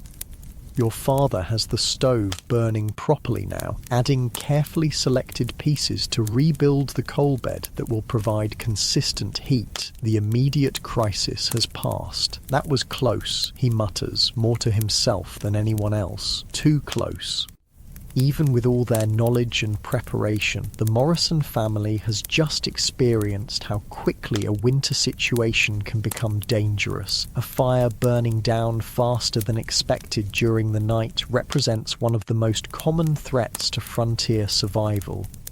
By now, everyone in the cabin is awake. Emma has taken charge of the younger children, helping them pull their bedding closer to the stove where it's warmest. Even in emergency situations, the family operates with practiced efficiency, each person knowing their role. "We'll need to reorganize the sleeping tonight," your father announces. "It's going to get colder still before dawn." This statement carries significant weight. The family's standard sleeping arrangements, already designed for optimal heat conservation, will need enhancement to counter the exceptional cold. "Body heat shelter?" your mother asks, and your father nods. "I think so. Better safe than sorry." The body heat shelter is a frontier survival technique reserved for the most extreme cold. You've only experienced it twice before, during particularly brutal cold snaps when the temperature dropped below 40, below zero. "John, Emma, help me move the table," your father instructs. Together, you push the family's main table against the wall farthest from any windows or doors. Next, your father retrieves several spare quilts from the storage chest and, with your mother's help, begins arranging them to create a makeshift tent using the table as a support structure. "William, Michael, bring your bedding," Emma directs the younger boys. "Catherine will sleep between Mama and Papa." The concept behind the body heat shelter is simple but incredibly effective. By creating a small enclosed space with bodies and bedding, the family can generate and trap enough heat to maintain safe temperatures, even if the cabin's main space becomes dangerously cold. "Remember," your father reminds everyone as the shelter takes shape. "No gaps in the quilts. We want it sealed tight." The resulting structure looks primitive, essentially a table with quilts draped over it, extending to the floor on all sides, but represents sophisticated thermal engineering principles. The small enclosed volume, heat-reflective barriers, and multiple human heat sources combine to create a microclimate that can be 20-30 degrees warmer than the main cabin. "I'll stay up and tend the fire," your father decides. "The rest of you get in and keep warm." Your mother shakes her head firmly. "We'll take shifts. You need rest too." After brief negotiation, they agree to 2-hour rotations, your father taking the first watch, followed by your mother, then you and Emma sharing the final pre-dawn shift. By now, the main fire has been fully restored, the stove once again radiating precious heat, but the wind outside has intensified, driving temperatures down further and finding new ways to infiltrate the cabin's defences. "Might as well get dressed properly," your mother decides. "No point trying to sleep in just night clothes on a night like this." This initiates another critical aspect of frontier winter survival, the layering system for extreme cold. Each family member begins adding clothing layers according to a specific strategy developed through generations of trial and error. "Start with the wool," your mother reminds the younger children as she helps them dress. "Cotton kills." This stark phrase, "cotton kills," represents vital frontier knowledge that modern outdoor enthusiasts have had to relearn. Cotton garments, once wet from perspiration, lose all insulating properties and actually draw heat from the body. Wool, by contrast, maintains most of its insulating value even when damp. The base layer for everyone is wool, long underwear for the adults and older children, simple wool shirts and leggings for the younger ones. Over this goes a middle layer, typically flannel or more wool, then a heavier outer layer, even though you're indoors. "Don't forget your heads," your mother says, distributing knitted wool caps. "That's where most heat escapes." This understanding of the body's heat loss patterns informed frontier clothing design long before modern thermal imaging confirmed that up to 30% of body heat can be lost through an uncovered head. The family's socks receive particular attention. Everyone puts on fresh, dry wool socks. Some hand-knitted by your mother from the family's sheep, others purchased during infrequent trips to town. Those with particularly cold, sensitive feet add a second pair. "John, check everyone's feet before they go into the shelter," your father instructs as he adjusts the stove damper. "Any dampness needs to be addressed now." This focus on dry feet isn't mere comfort, it's survival. Damp feet in cold conditions quickly lead to a condition frontier people called immersion foot, similar to what soldiers would later call trench foot. The condition can progress from painful discomfort to tissue death and gangrene with surprising speed.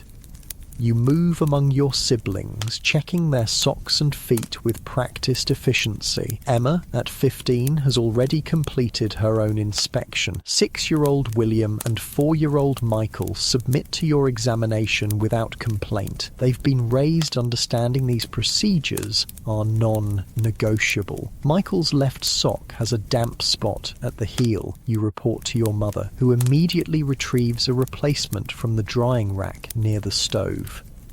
With everyone properly layered, your mother organises the entry into the body heat shelter. It's not simply a matter of crawling inside. There's a specific arrangement to maximise warmth and comfort. Catherine in the middle, she directs, placing the toddler in the centre of the enclosed space. Boys on either side, then Emma and John on the outside since you're oldest. This arrangement places the youngest, most vulnerable family members at the core of the human heating system, surrounded by the larger bodies of older children and adults. The physics is straightforward. Smaller bodies have greater surface area relative to their mass and lose heat more quickly. By positioning them centrally, they benefit from heat radiating from larger bodies on all sides. Your father, taking the first fire-tending shift, helps adjust the quilt walls of the shelter once everyone is inside. Keep these sealed tight, he reminds you. Don't let the warm air escape when you shift positions. Inside the shelter, the effect is immediate and remarkable. The combined body heat of 6 people trapped in the small enclosed space creates a warming effect that no stove could match for efficiency. Within minutes, the temperature inside the quilt structure rises noticeably. "It's working," Emma whispers, already removing her wool cap as the space warms. The younger children, initially tense from the emergency and cold, begin to relax as warmth envelops them. Little Catherine, nestled between her brothers, drifts back to sleep almost immediately. From your position near the edge of the shelter, you can hear your father moving about the cabin, tending the fire and checking for drafts. Occasionally, the wind outside rises to a crescendo that drowns out all other sounds, a reminder of the deadly conditions just beyond the cabin walls. Despite the circumstances, there's a strange comfort to the body heat shelter, a return to the most primitive and effective form of warming. Modern humans rarely experience the profound comfort of shared body heat in enclosed spaces, but for thousands of years it was humanity's primary defense against deadly cold. Try to sleep, your mother encourages from her position opposite you. Your shift will come soon enough.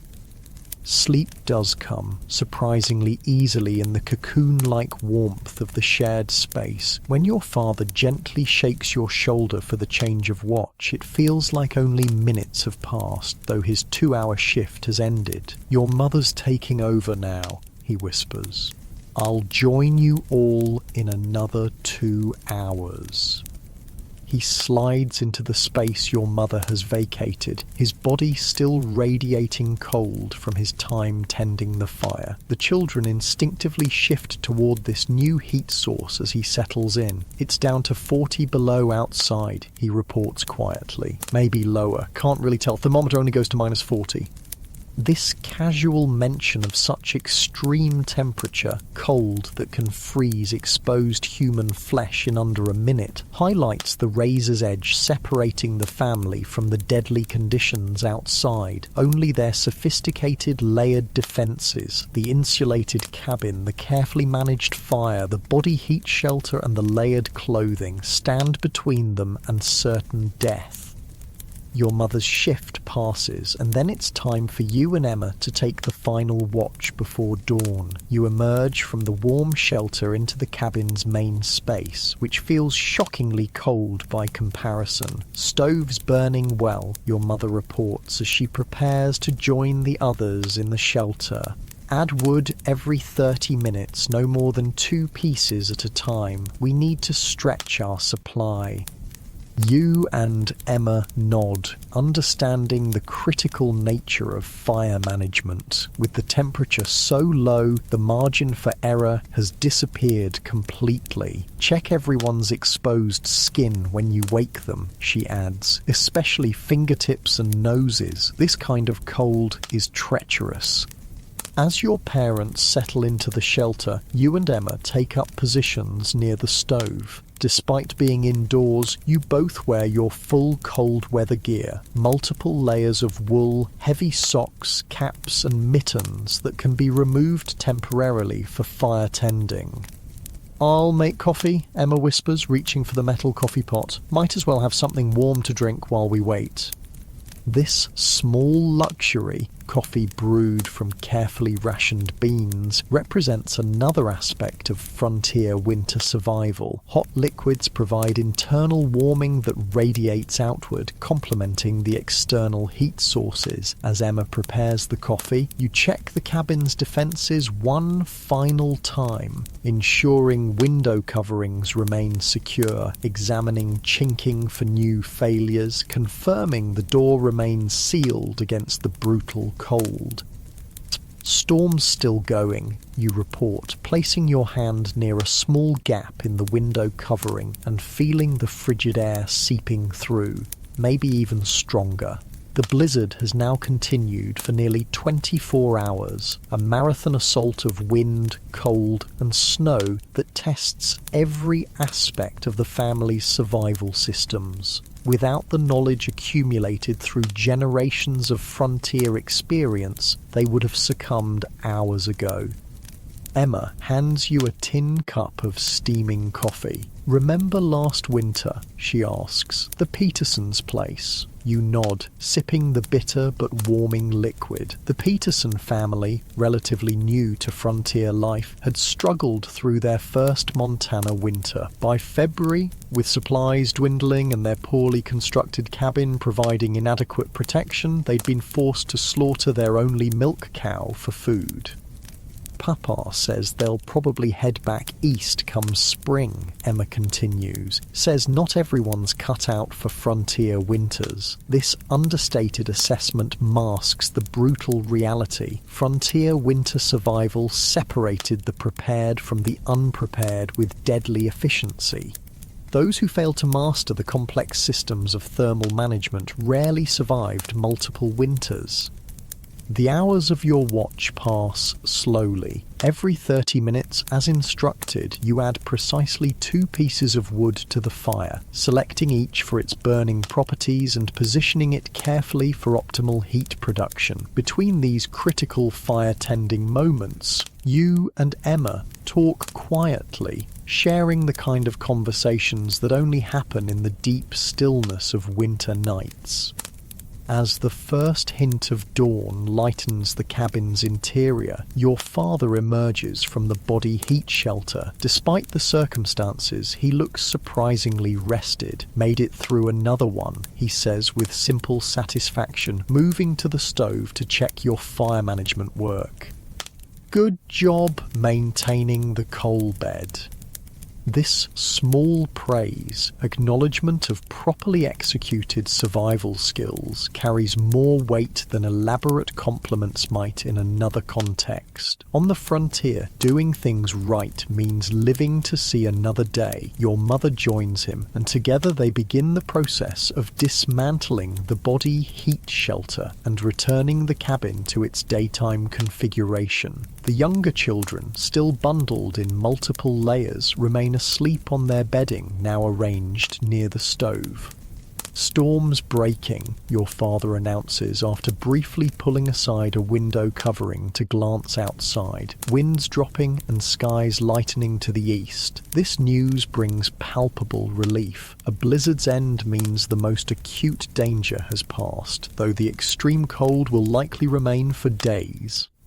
As full daylight arrives, the family begins its morning routine, albeit with adjustments for the exceptional cold. The water bucket, despite being kept near the stove overnight, has a thick crust of ice that must be broken before morning washing can begin. 43 below on the north wall thermometer, your father reports after checking the instrument mounted outside a small window. Never seen it that cold this early in January. Yet, despite this record-breaking temperature, the Morrison family has survived the night comfortably, not by modern standards of comfort perhaps, but without danger or significant hardship. Their layered approach to cold protection, from cabin construction to fire management to clothing strategies to the body heat shelter, has proven equal to even this extreme challenge. As you help prepare the morning meal, you realise that what your family accomplished last night wasn't just survival, it was the application of sophisticated thermal engineering developed through generations of hard-won knowledge. Systems so effective that even in conditions that would kill unprotected humans in minutes, your family slept safely through the night. This is the forgotten science of frontier winter survival, not just enduring the cold, but mastering it through integrated systems of protection that modern technology has largely rendered obsolete, but which once meant the difference between life and death on the American frontier. 3 days after the blizzard, the brutal cold still grips the valley, but the skies have cleared to a crystalline blue that almost hurts to look at. The sun shines with blinding intensity over a transformed landscape, snow sculpted into otherworldly shapes by the wind. Ice crystals hanging from every tree branch, the world frozen into a deadly beauty. Your father stands in the doorway of the cabin, surveying the scene with a practiced eye. Need to check on the neighbours, he announces. McClintocks haven't got enough experience for cold like this. Is it safe? Your mother asks, concern evident in her voice. He nods. Winds died completely. Cold still dangerous, but manageable if we're prepared. He turns to you. John, you're coming with me. 2 is safer than 1 in these conditions. This isn't a request, but a statement of fact. At 12, you're considered old enough to participate in community welfare checks, a critical aspect of frontier winter survival that modern isolation has largely forgotten. Bundle up properly, your mother instructs, already gathering your heaviest outdoor gear. Full layers, no shortcuts. The preparations for venturing outdoors in 40 below temperatures are elaborate and methodical. First comes the base layer of wool undergarments, then a middle layer of flannel, followed by heavy wool pants and shirt. Over this goes a buckskin vest lined with rabbit fur, and finally a heavy canvas coat with a hood lined with bear fur. Your feet receive special attention. First, a layer of thin cotton socks, the rare appropriate use of cotton in winter as they wick moisture away from the skin, then 2 pairs of heavy wool socks, and finally moccasins lined with rabbit fur and wrapped with canvas leggings tied securely above the calf. Your hands are similarly protected, thin liner gloves covered by heavy mittens lined with fur and designed with an extra long cuff that extends well up the forearm, preventing any gap where cold air might reach the wrist. Face covering, your father reminds, handing you a wool scarf that's been carefully stored near the stove to ensure it's completely dry. Moisture in fabrics from breath or sweat can freeze instantly in such cold, transforming protective clothing into dangerous conductors of deadly chill. The final preparation is food. Your mother hands each of you a small cloth bundle, pemmican, she explains, and a piece of the dried apple cake. If you get caught out there longer than expected, you'll need the energy. Pemmican, a concentrated mixture of dried meat, fat and berries, represents the frontier equivalent of modern emergency rations. Dense with calories and resistant to spoilage, it provides critical energy in survival situations. We'll head to the McClintocks first, then check on Old Man Patterson if there's time, your father decides, making final adjustments to his gear. Should be back before midday. The unspoken danger hangs in the air. If you're not back by then, something has gone very wrong. In such extreme cold, extended exposure inevitably leads to frostbite, hypothermia, and death. Take the emergency kit, your mother insists, handing your father a small leather pouch that contains fire-starting materials, additional pemmican, and basic medical supplies. With a final check of your clothing, ensuring no skin remains exposed except for a narrow band around the eyes, you and your father step out into the killing cold. The sensation is immediate and shocking despite all the protective layers. The air itself feels solid, as though you're moving through an invisible barrier that resists every step. Your breath freezes instantly, creating a rim of ice on your scarf within seconds. "Keep moving," your father reminds, his voice muffled through his face covering. "And watch for signs." The signs he refers to are the early indicators of frostbite or hypothermia, a buzzing in the ears, a prickling sensation in extremities followed by alarming numbness, or the dangerous euphoria that sometimes precedes freezing to death. The McClintock homestead lies about a mile away, normally a 20-minute walk, but in these conditions it will take nearly twice that. Your father sets a deliberate pace, not so fast that sweating becomes a danger, not so slow that body heat production drops. The snow squeaks beneath your feet with each step, that distinctive sound that only occurs in the deepest cold. Where drifts have formed, you must lift your feet high to clear the surface, an exhausting process that quickly builds heat in the large muscles of the legs. "That's why we don't wear too many layers on the legs," your father explains, noticing your exertion. "They generate their own heat if you keep moving. It's the extremities we have to worry about." This knowledge, understanding precisely how the body loses and generates heat during extreme cold exposure, represents another aspect of frontier survival science that has largely been forgotten in the age of central heating and automobiles. As you walk, your father quizzes you on cold weather survival knowledge, not as a formal lesson, but as a way to pass time while ensuring you remain alert to danger.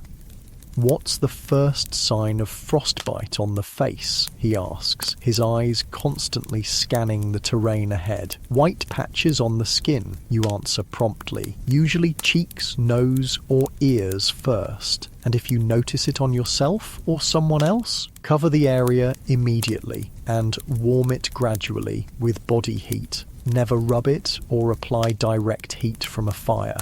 He nods approval. "And the most dangerous kind of snow for walking?" "Powder over crust," you reply. "Looks solid but breaks through unpredictably, wastes energy and can cause falls or injuries. This call and response ritual serves multiple purposes, reinforcing critical knowledge, maintaining mental alertness in conditions where the mind can become dangerously sluggish, and providing reassurance through familiar patterns." After 30 minutes of careful hiking, the McClintock cabin comes into view through a stand of pine trees. Unlike the Morrison homestead with its carefully banked snow and sealed windows, the McClintock place shows worrying signs of inexperience. Minimal snowbanking against the walls, chimney with lighter smoke than would be expected in such cold, and no visible preparations for water access. "Not good," your father mutters. "No activity outside. Should have at least cleared a path to the woodpile." As you approach closer, the situation becomes clearer. There are no tracks in the snow around the cabin, not even to the outhouse, suggesting the family hasn't ventured outside since the blizzard began 4 days ago. "Hello, the house," your father calls when you're about 50 yards away. Approaching a frontier cabin unannounced could be dangerous. In isolated areas, strangers might be met with caution or even a rifle.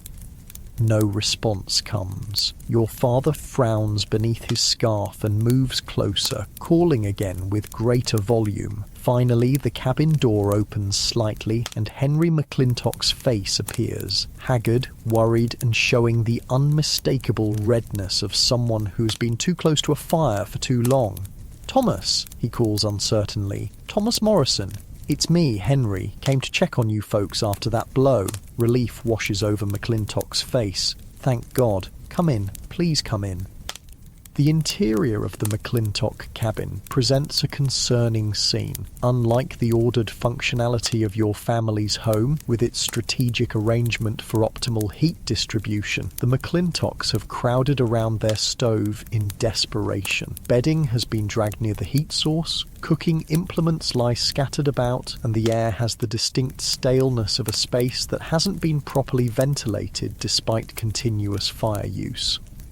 Martha McClintock sits wrapped in blankets, their 2 small children huddled against her. All 3 look exhausted, with the hollow-eyed appearance of people who haven't slept properly in days. "We've been burning everything we can find," Henry explains, gesturing to the stove where furniture fragments are clearly visible among the proper firewood. "Down to the last of our wood supply. Didn't expect it to get this cold so early in the season." Your father takes in the situation with a quick, experienced assessment. "How's your food holding up?" "Running low," Henry admits. "Haven't been able to get to our root cellar since the storm hit. Too much snow drifted against the door." This represents a cascade of failures in winter preparedness. Inadequate wood supply, poor access planning for food storage, and insufficient knowledge of how to manage a frontier home during extreme cold. "We'll dig out your cellar," your father decides, "and I'll show you some techniques for stretching your wood supply. John, start with the snow clearing while I check their chimney and stove setup."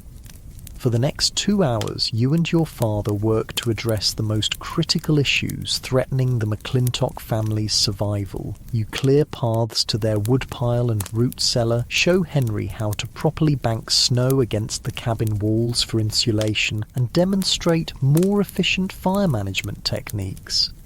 Inside, your father makes several crucial adjustments to their stove and living arrangements. He rearranges their furniture to create a smaller warm zone that requires less fuel to heat, adjusts the damper on their stove which had been incorrectly set, causing excessive wood consumption, and shows Martha how to create a simple body heat shelter similar to what your family used during the worst of the cold. "You're wasting half your heat up the chimney," he explains to Henry, who watches with a mixture of embarrassment and gratitude, "and these gaps around your windows are like throwing wood directly into the snow."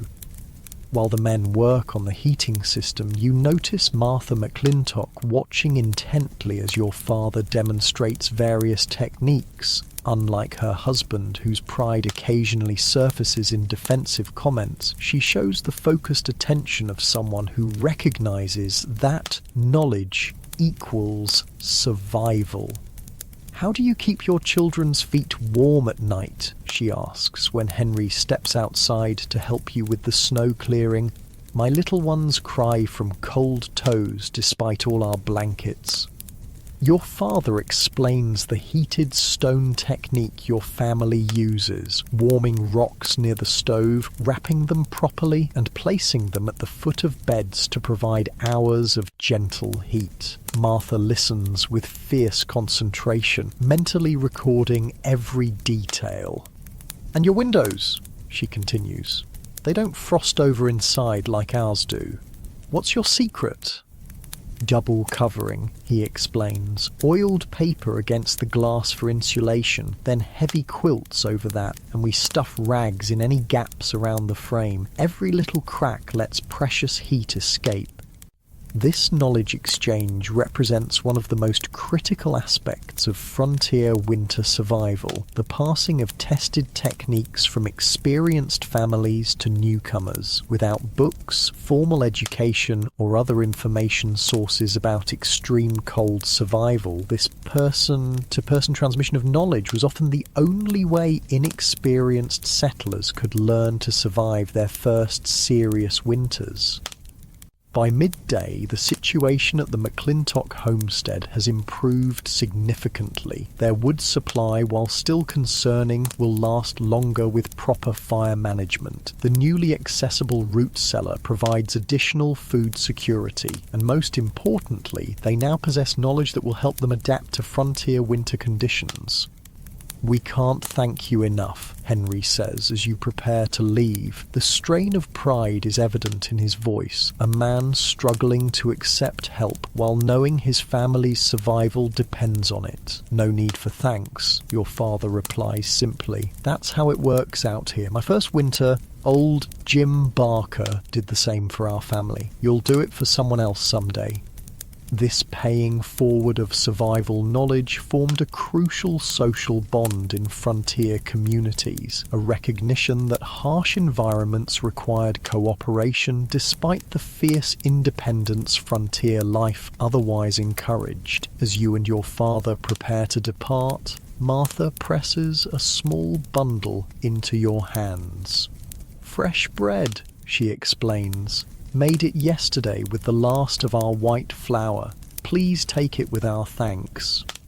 This offering, precious white flour transformed into bread during a survival situation, represents more than simple gratitude. It's an acknowledgement of community bonds and mutual aid that transcend mere transactions. "We'll check back in a few days," your father promises.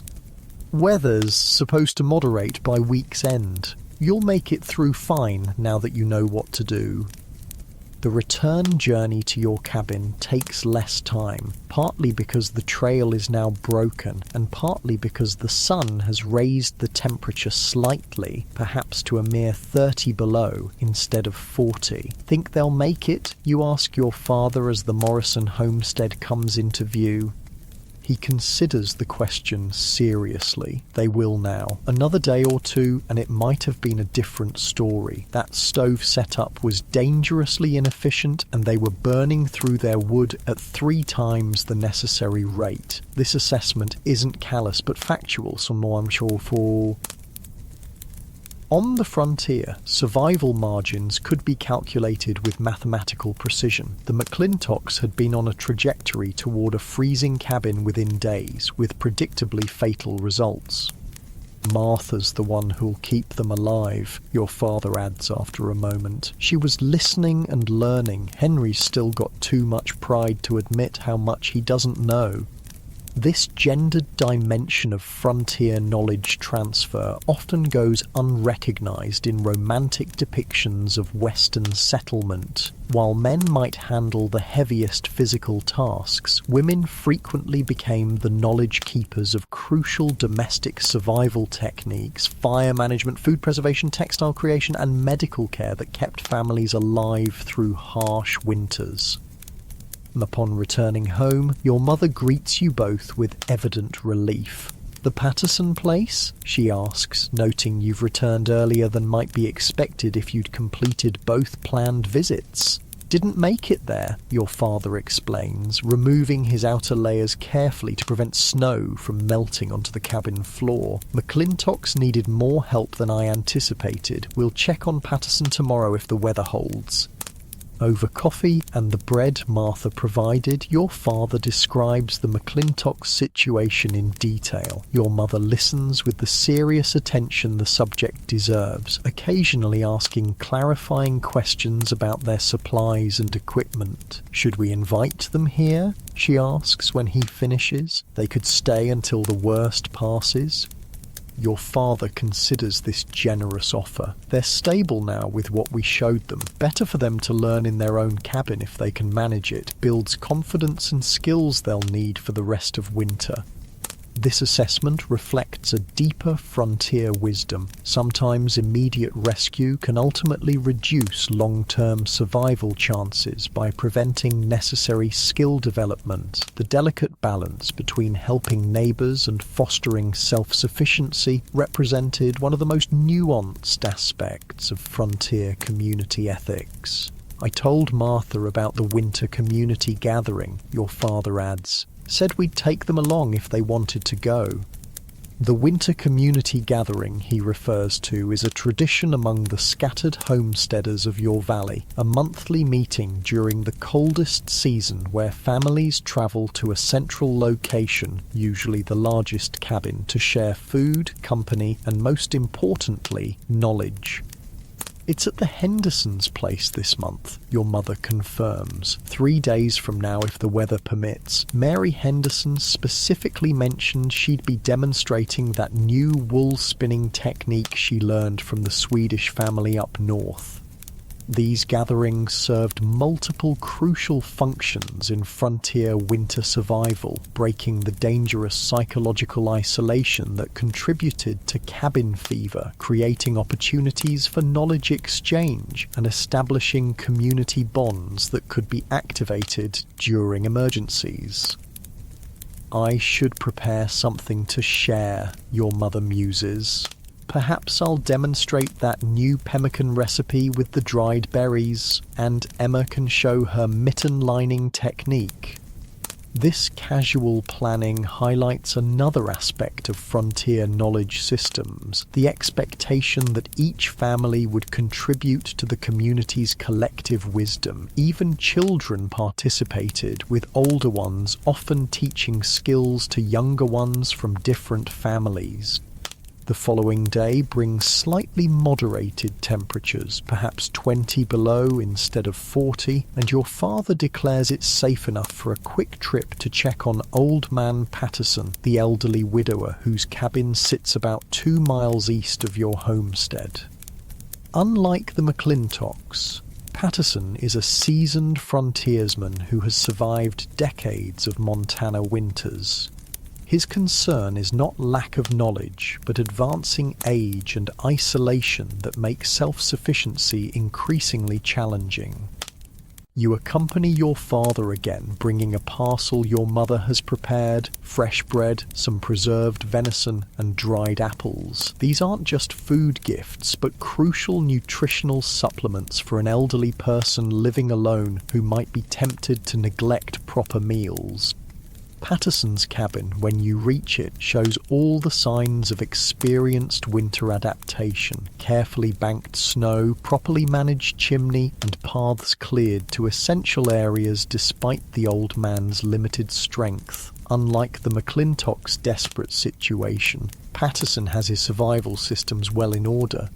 Thought you might have frozen solid in that blow. The old man greets you with gruff affection when you arrive. Despite being in his 70s, he remains spry and alert, a testament to the preserving effects of frontier self-sufficiency. Checking on all the neighbours on your father explains, "How's your wood supply holding?"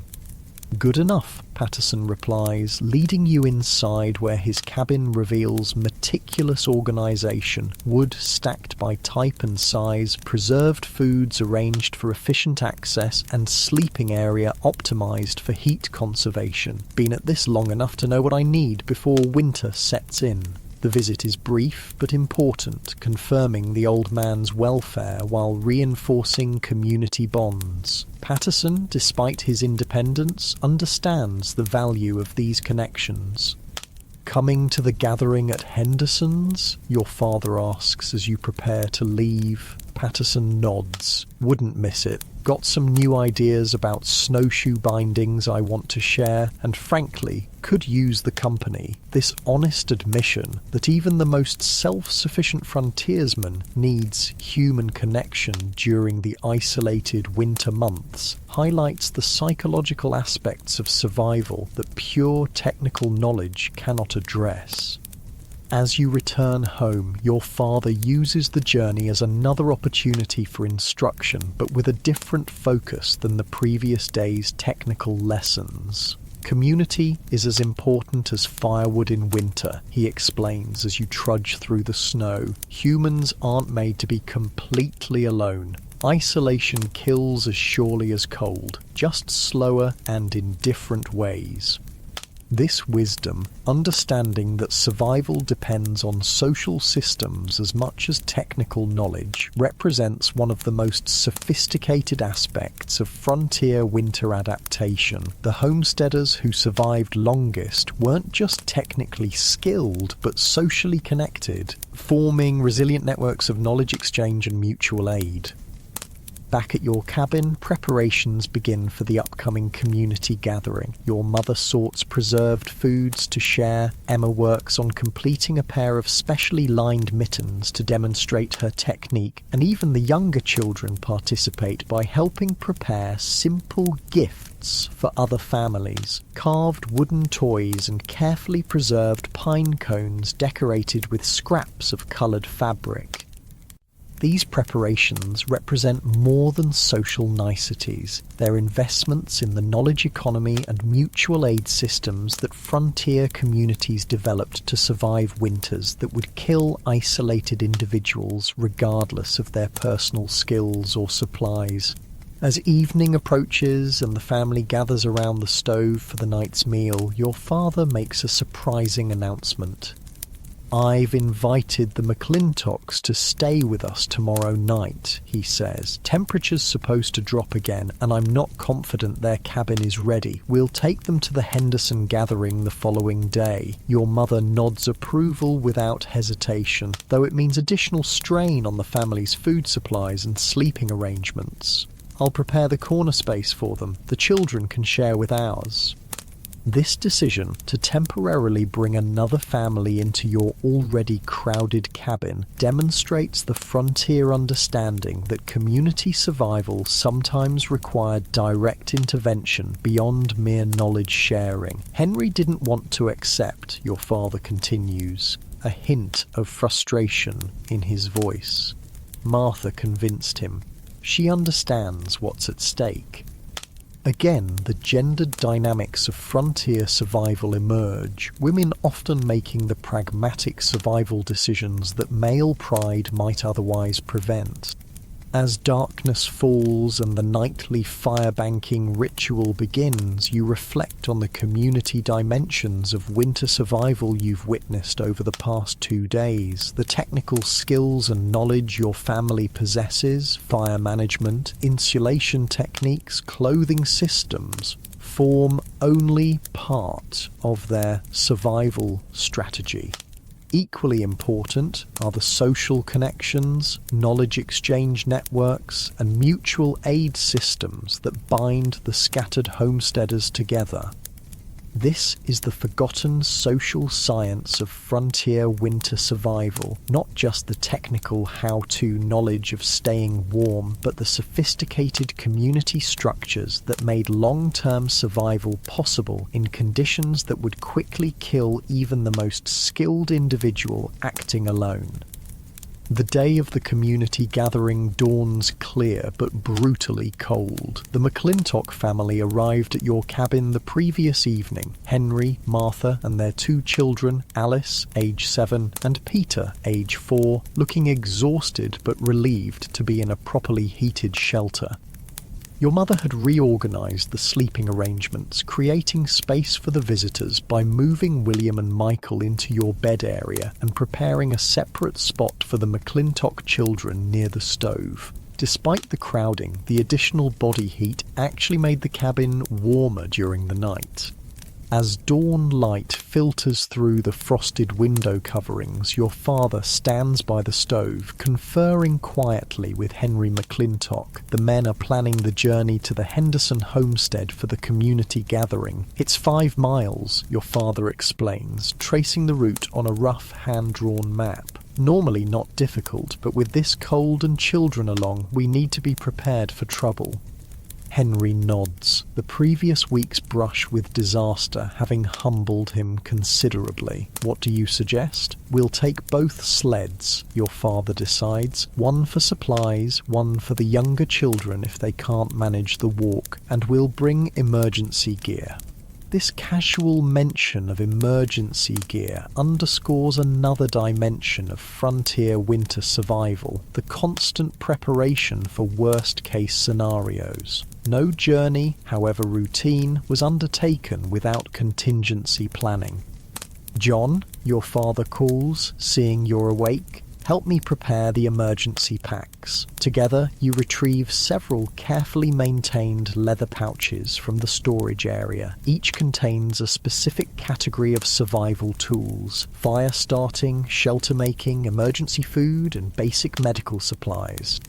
The fire starting kit is perhaps the most critical. It contains multiple ignition methods, flint and steel, a small magnifying glass, and a fire piston that can create ember through air compression. These are supplemented with various tinder materials, char cloth, birch bark, and specially prepared pine resin that will catch spark even in damp conditions. Check the char cloth, your father instructs. Make sure it's completely dry. You carefully inspect the blackened fabric squares, a specialized tinder created by partially burning cotton cloth in a closed container. When properly made, char cloth can catch even the tiniest spark, making fire possible in the most challenging conditions. The shelter kit contains a heavy canvas tarp, coils of rope, and several large safety pins that can be used to quickly create a windbreak or emergency shelter. The food pack holds pemmican, dried fruit, and small packets of salt and sugar, concentrated calories that could sustain life during unexpected delays or emergencies. Your mother and Martha prepare food for both the journey and to share at the gathering, while Emma helps the younger children dress in their warmest clothing. Multiple layers are essential. The journey will generate heat through exertion, but any stops could lead to dangerous cooling without proper insulation. Everyone drinks before we leave, your mother announces, distributing cups of hot tea sweetened with precious honey. Starting hydrated helps prevent freezing. This knowledge that well-hydrated bodies resist cold better than dehydrated ones represents another data point in the comprehensive science of cold weather survival that frontier families accumulated. By mid-morning, both families are prepared for the journey. The sleds are packed, emergency kits secured, and everyone dressed in their most effective cold weather gear. Your father gathers everyone for a final briefing before departure. "We stay together," he emphasizes, looking directly at each person. "No one gets more than 20 feet from the group. If you feel cold in your fingers, toes, or face, tell an adult immediately. Don't wait. If anyone needs to stop, everyone stops." These aren't just cautious instructions, but life or death protocols developed through generations of experience in deadly winter conditions. "I've marked 3 emergency shelter points along the route," he continues, showing the map to the adults and older children. "If trouble hits, we'll head for the nearest one." The emergency shelter points are natural features: a rock outcropping, a dense stand of pines, a small cave that could provide the basis for quick shelter construction if a storm hit or someone became injured. Martha McClintock listens with intense concentration, her expression revealing how seriously she takes this information. Unlike many newcomers to frontier life who might dismiss such precautions as excessive, the McClintocks' recent brush with disaster has made them receptive students. "Any questions?" your father asks, folding the map and tucking it inside his coat. "What's our signal if we get separated in a whiteout?" Henry asks, surprising everyone with this thoughtful query that shows he's beginning to think like an experienced frontiersman. Your father nods approvingly. 3 short whistle blasts, pause, then 2 more. Everyone carries a whistle. He distributes small wooden whistles on leather cords. Hang these around your neck outside your scarf where you can reach them quickly. With final preparations complete, the group departs, 10 people of various ages embarking on what would be considered an impossible journey in such temperatures by modern standards, but which represented a calculated risk by frontier measures. The 2 families move as a cohesive unit, adults positioned around the perimeter with children in the centre. Your father leads, breaking trail through the snow, while Henry McClintock pulls the supply sled. Your mother and Martha walk alongside the children, constantly monitoring them for signs of cold injury. The temperature stands around 15 below zero, bitterly cold by normal standards, but almost mild compared to the -40 of the previous week. Still, any exposed skin would freeze within minutes, and a breakdown in clothing or shelter systems could quickly become life-threatening. The journey proceeds without incident for the first hour. The younger children begin to tire but remain in good spirits, occasionally riding on the sleds when the terrain allows. Everyone maintains proper hydration by sipping from insulated water containers carried close to the body to prevent freezing. Then, at a point approximately halfway to the Henderson homestead, the first sign of trouble appears. The sky to the northwest, which had been clear blue, develops a smudged appearance along the horizon. Your father stops, studying this distant visual signal with concern. "Weather's changing," he announces. "Not what was expected."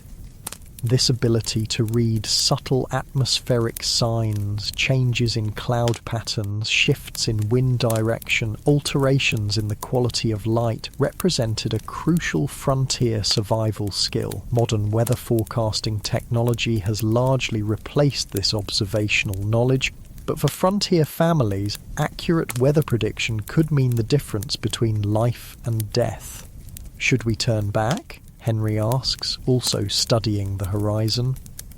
Your father considers the options carefully. "No, Henderson's place is closer now than home, but we need to pick up the pace." The group resumes movement with renewed urgency. The younger children are placed on the sleds permanently to maintain speed, and rest stops are abbreviated to the minimum necessary for quick hydration and monitoring. Within 30 minutes, the weather change becomes more pronounced. The wind picks up from the northwest, carrying fine ice particles that sting exposed skin. The temperature begins dropping noticeably, and the clear blue sky gives way to a steely grey overcast. "It's coming faster than I thought," your father admits, his experienced eyes continually assessing the evolving threat. "We need to make a decision." This is the reality of frontier winter travel. Conditions can change rapidly, forcing life or death choices with limited information. Modern travelers might check radar images on smartphones or call for assistance. Your father has only his knowledge, experience, and prepared emergency systems. "There's the Carson Line Shack about half a mile east," he says, pointing toward a small rise. "Abandoned but still standing last time I checked. Better shelter than trying to make Henderson's if this turns into a full blow." The Line Shack he refers to is a small, crude structure built by cattle operations for cowboys to use during seasonal grazing. Long abandoned, it nevertheless offers the possibility of solid shelter if the weather deteriorates further. Henry McClintock defers to your father's judgment without hesitation, a significant change from his earlier pride. "Lead the way, we'll follow." The group alters course, moving perpendicular to the strengthening wind toward the potential shelter. The children sense the increasing tension and remain unusually quiet, intuitively understanding the seriousness of the situation. "Tell a story, Papa," little Michael requests after several minutes of tense silence, his voice small against the growing wind. Your father, despite his focus on the deteriorating conditions, recognizes the psychological importance of maintaining calm, especially among the children. Did I ever tell you about the time I got caught in a whiteout with nothing but a buffalo hide and a tin cup?" he begins, his voice deliberately light despite the circumstances. As he spins an engaging tale of a previous winter adventure, carefully edited to emphasize ingenuity and survival rather than danger, the group continues moving steadily toward the potential shelter. The story serves multiple purposes, distracting the children, maintaining morale, and subtly reinforcing survival knowledge that might soon be needed. The Line Shack appears just as the wind reaches concerning strength, a small slumped structure partially buried in snowdrifts. It's hardly impressive with its sagging roof and walls darkened by age, but to the wind-battered group it represents salvation. "Let's check it before bringing everyone inside," your father says to Henry. "John, you stay with the others and keep everyone moving. No stopping now." While your father and Henry investigate the structure, you lead the remaining group in small circles, maintaining critical body heat through movement. The children are becoming increasingly tired and cold despite their layers and the sled rides.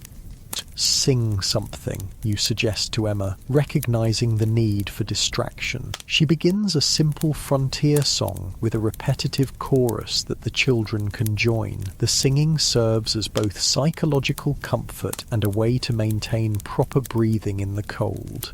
After what seems an eternity, but is probably only 5 minutes, your father emerges from the Line Shack. "It'll do," he announces. "Roof's mostly intact, and the walls block the wind. No stove, but we can manage." The group files into the crude shelter, a single room perhaps 12 feet square with dirt floor and rough plank walls. It's cold and dark inside, but the simple fact of being out of the wind creates an immediate improvement in conditions. "Emma, help get the children out of their snow-covered outer layers," your mother directs. "Martha, let's organize the supplies." While the women attend to these tasks, your father and Henry begin implementing the emergency shelter protocol, a series of actions designed to quickly transform even a marginal structure into a survivable haven. "John, help me seal these wall gaps," your father instructs, pulling canvas strips from his emergency pack. Together, you stuff fabric into the largest cracks where wind penetrates the rough construction. Henry, meanwhile, clears the ancient stone fireplace, checking the chimney for obstructions that might cause smoke to back into the shelter. It's primitive but functional, a critical advantage over having to build a fire ring from scratch. "Now for fire," your father announces once the basic weatherproofing is complete. This represents the most crucial step in the emergency response. Without heat, the shelter would simply be a place to freeze more slowly. He retrieves the fire-starting kit from his pack and begins preparing a small, carefully structured fire lay in the fireplace. Unlike the casual fire starting in your well-supplied cabin, this is a methodical process that leaves nothing to chance. First, he arranges the finest tinder, the precious char cloth, in the centre. Around this, he places progressively larger materials, birch bark shavings, splinters of resinous pine, and finally small sticks arranged in a teepee structure. Single match fire, he announces, this apparently simple statement carrying enormous significance in frontier survival. The ability to reliably start a fire with a single match under adverse conditions represented one of the most critical survival skills. He strikes the match carefully, shielding the precious flame with cupped hands, then transfers it to the char cloth. The blackened material catches immediately, creating a small but intensifying glow. Your father blows gently, providing oxygen without dispersing the fragile heat. The birch bark catches next, its natural oils igniting with surprising vigour. Then the pine splinters, their resin accelerating the process. Within moments, a small but steadily growing fire takes shape in the ancient fireplace. "We'll need more fuel soon," your father says, once the initial fire is secure. "John, help me check what's available in here before we use our emergency supplies." The line shack, abandoned for years, contains some usable materials, broken furniture, fallen ceiling planks, and even some ancient harness leather that will burn slowly and hot. These discoveries allow the precious emergency wood supplies to be conserved. As the fire grows, the shelter's temperature begins to rise from dangerously cold to merely uncomfortable. The children are arranged closest to the heat source, with adults forming an outer ring that both blocks drafts and allows those most vulnerable to receive the most warmth. Outside, the wind continues to strengthen, periodically sending moaning gusts down the chimney that cause the fire to flare. What began as an unexpected weather change has developed into a significant storm, not as severe as the previous week's blizzard, but dangerous enough that being caught without shelter would be life-threatening. "Good call on the line shack," Henry tells your father quietly. "We'd never have made Henderson's in this." Your father nods, accepting the compliment with characteristic understatement. Weather's always the final decision-maker out here. While the men maintain the fire, your mother and Martha organize the food supplies for an emergency meal. The original plan had been to eat at the Henderson gathering, but circumstances now require implementing contingency plans. "We'll make a soup," your mother decides, utilizing the cast-iron pot she had packed for sharing food at the gathering, stretches our supplies and provides both hydration and warming. The soup she creates is simple but nutritionally strategic. Dried meat provides protein, preserved vegetables offer vitamins, and a handful of precious barley adds carbohydrates. Most importantly, the hot liquid helps re-warm the group from the inside out. The children, initially frightened by the change in plans and the howling wind, gradually relax as the shelter warms and food is prepared. Emma organizes them in simple games that require minimal movement but maintain engagement and positive mood, critical psychological factors in survival situations. "Remember, happy minds make warm bodies," your mother says approvingly as she observes Emma's efforts. This frontier wisdom, recognizing the connection between mental state and physical resilience, anticipated findings of modern survival psychology by generations. As the soup simmers, filling the crude shelter with appetizing aromas, your father conducts a thorough check of each person for signs of cold injury. He pays particular attention to the extremities, fingers, toes, ears, and noses, where frostbite typically appears first. "Peter's left boot got snow inside," he discovers, examining the McClintock boy's foot. "Need to address this immediately." What follows is a methodical response to incipient frostbite, removing the damp sock, warming the foot gradually with indirect heat, massaging to restore circulation, and providing the child with warm liquids to raise core temperature. Your father then improvises dry foot covering from spare clothing in the emergency pack. Keep checking it, he instructs Martha. If you see any white patches or he complains about lack of feeling, tell me immediately. This incident highlights another aspect of frontier emergency protocols, the need to address small problems before they become life-threatening. A wet foot left untreated could develop frostbite within an hour in such conditions, potentially leading to tissue death and even amputation in an era before antibiotics and modern medical care. The storm continues to intensify throughout the afternoon, confirming the wisdom of seeking immediate shelter rather than attempting to reach the Henderson homestead. What would have been a pleasant community gathering has transformed into an emergency survival situation, not desperate thanks to preparation and timely decision-making, but serious nonetheless.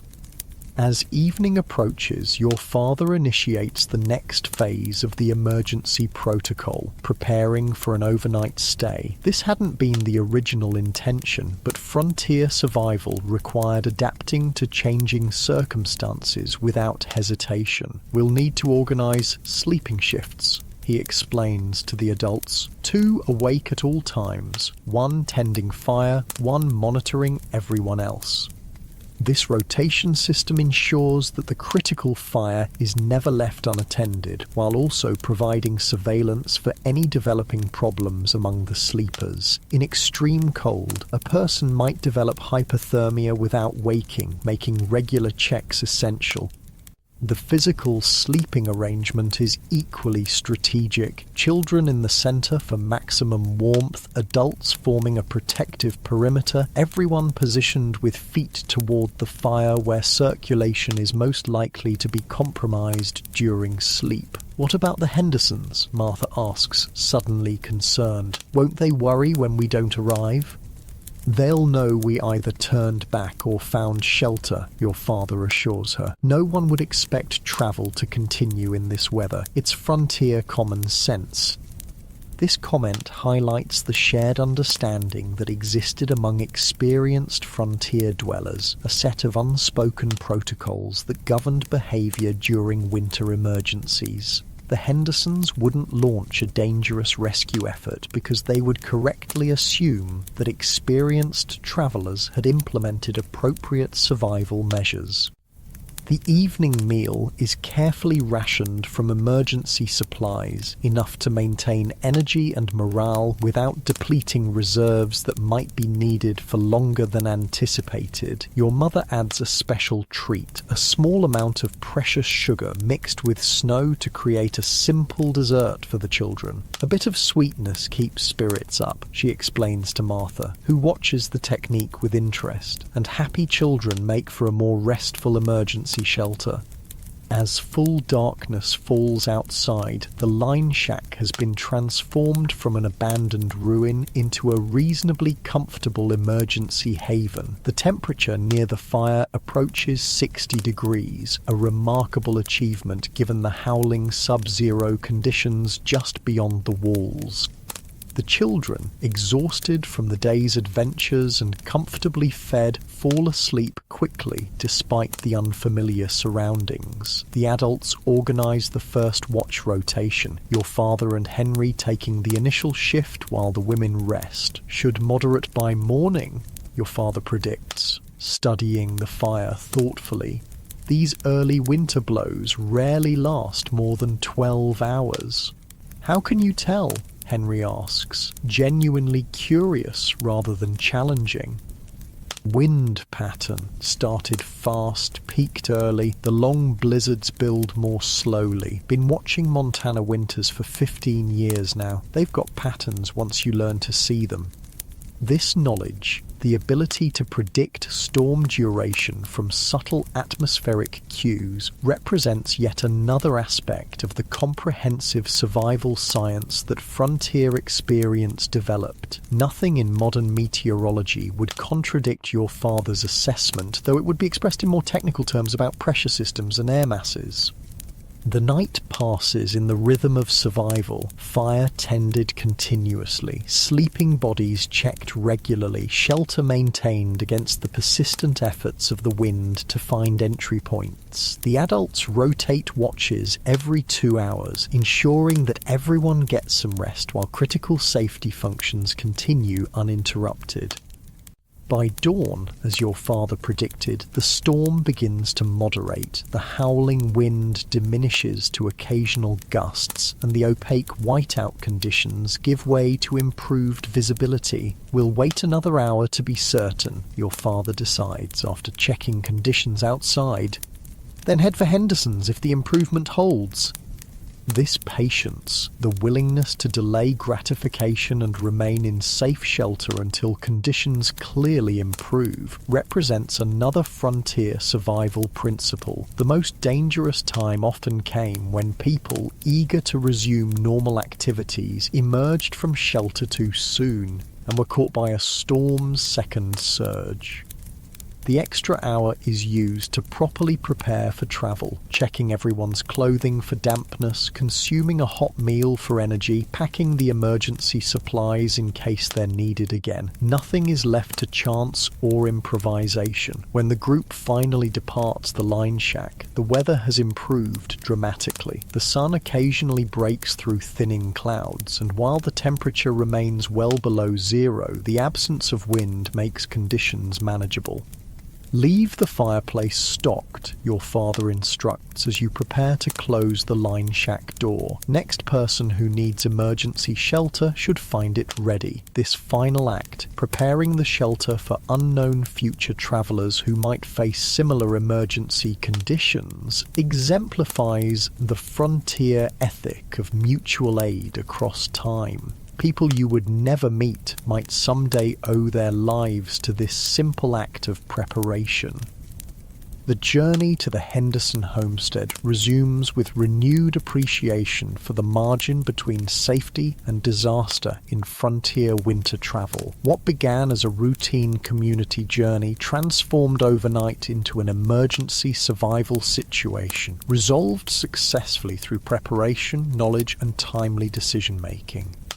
As the Henderson cabin comes into view, smoke rising comfortingly from its chimney, paths cleared around its perimeter, you reflect on the layers of knowledge demonstrated during this brief but intense experience.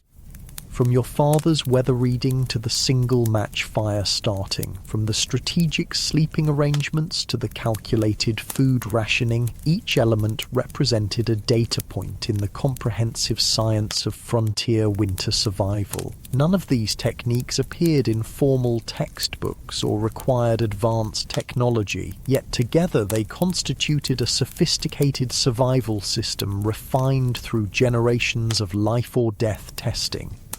Modern winter travelers, equipped with Gore-Tex clothing, GPS devices, and cell phones, rarely need such comprehensive knowledge. The safety nets of technology and rapid rescue have replaced the self-contained survival systems that frontier families once developed and maintained. Yet something valuable was lost in that transition, the deep understanding of how to live in harmony with even the harshest environments, using knowledge rather than technology to create safety in seemingly impossible conditions. The Henderson household welcomes your delayed group with the calm acceptance characteristic of frontier communities accustomed to weather disruptions. No dramatic explanations are required. The storm itself provides all necessary context for your absence yesterday and unexpected arrival today. Found shelter at the old Carson line shack, your father mentions casually as the families settle inside the warm cabin. Adam Henderson nods with understanding. Smart move. That was a mean little blow. Came up faster than anyone expected. This simple exchange, devoid of drama or self-congratulation, encapsulates the frontier approach to winter survival. Matter-of-fact competence rather than heroic narratives. The community gathering, delayed but not cancelled, proceeds with its original purpose, the sharing of knowledge, techniques and social connection that helped isolated homesteaders survive the challenging winter months. Mary Henderson demonstrates her new wool spinning method. Others share food preservation techniques and children exchange simple handmade toys. As you sit near the Hendersons' fire, listening to the adults exchange information that ranges from practical survival tips to community news, you understand that you're witnessing something profound, a resilient human system for thriving in conditions that would kill individuals acting alone. The sophisticated knowledge of cabin construction, fire management, clothing systems, and emergency protocols combined with equally sophisticated social systems of knowledge exchange and mutual aid to create survival capacity greater than any individual or single family could achieve. This was the true genius of frontier winter survival, not just the technical how-to knowledge that modern enthusiasts might try to recreate, but the integrated social systems that made such knowledge effective across generations and communities. As you drift towards sleep in your comfortable modern bed, imagine what it would be like to possess such comprehensive survival knowledge, the quiet confidence of knowing exactly how to stay alive in conditions most modern humans would find unimaginable. There's something deeply satisfying about this connection to our resilient ancestors who faced winter's deadliest challenges with nothing but knowledge, preparation, and community to keep them warm through the longest nights.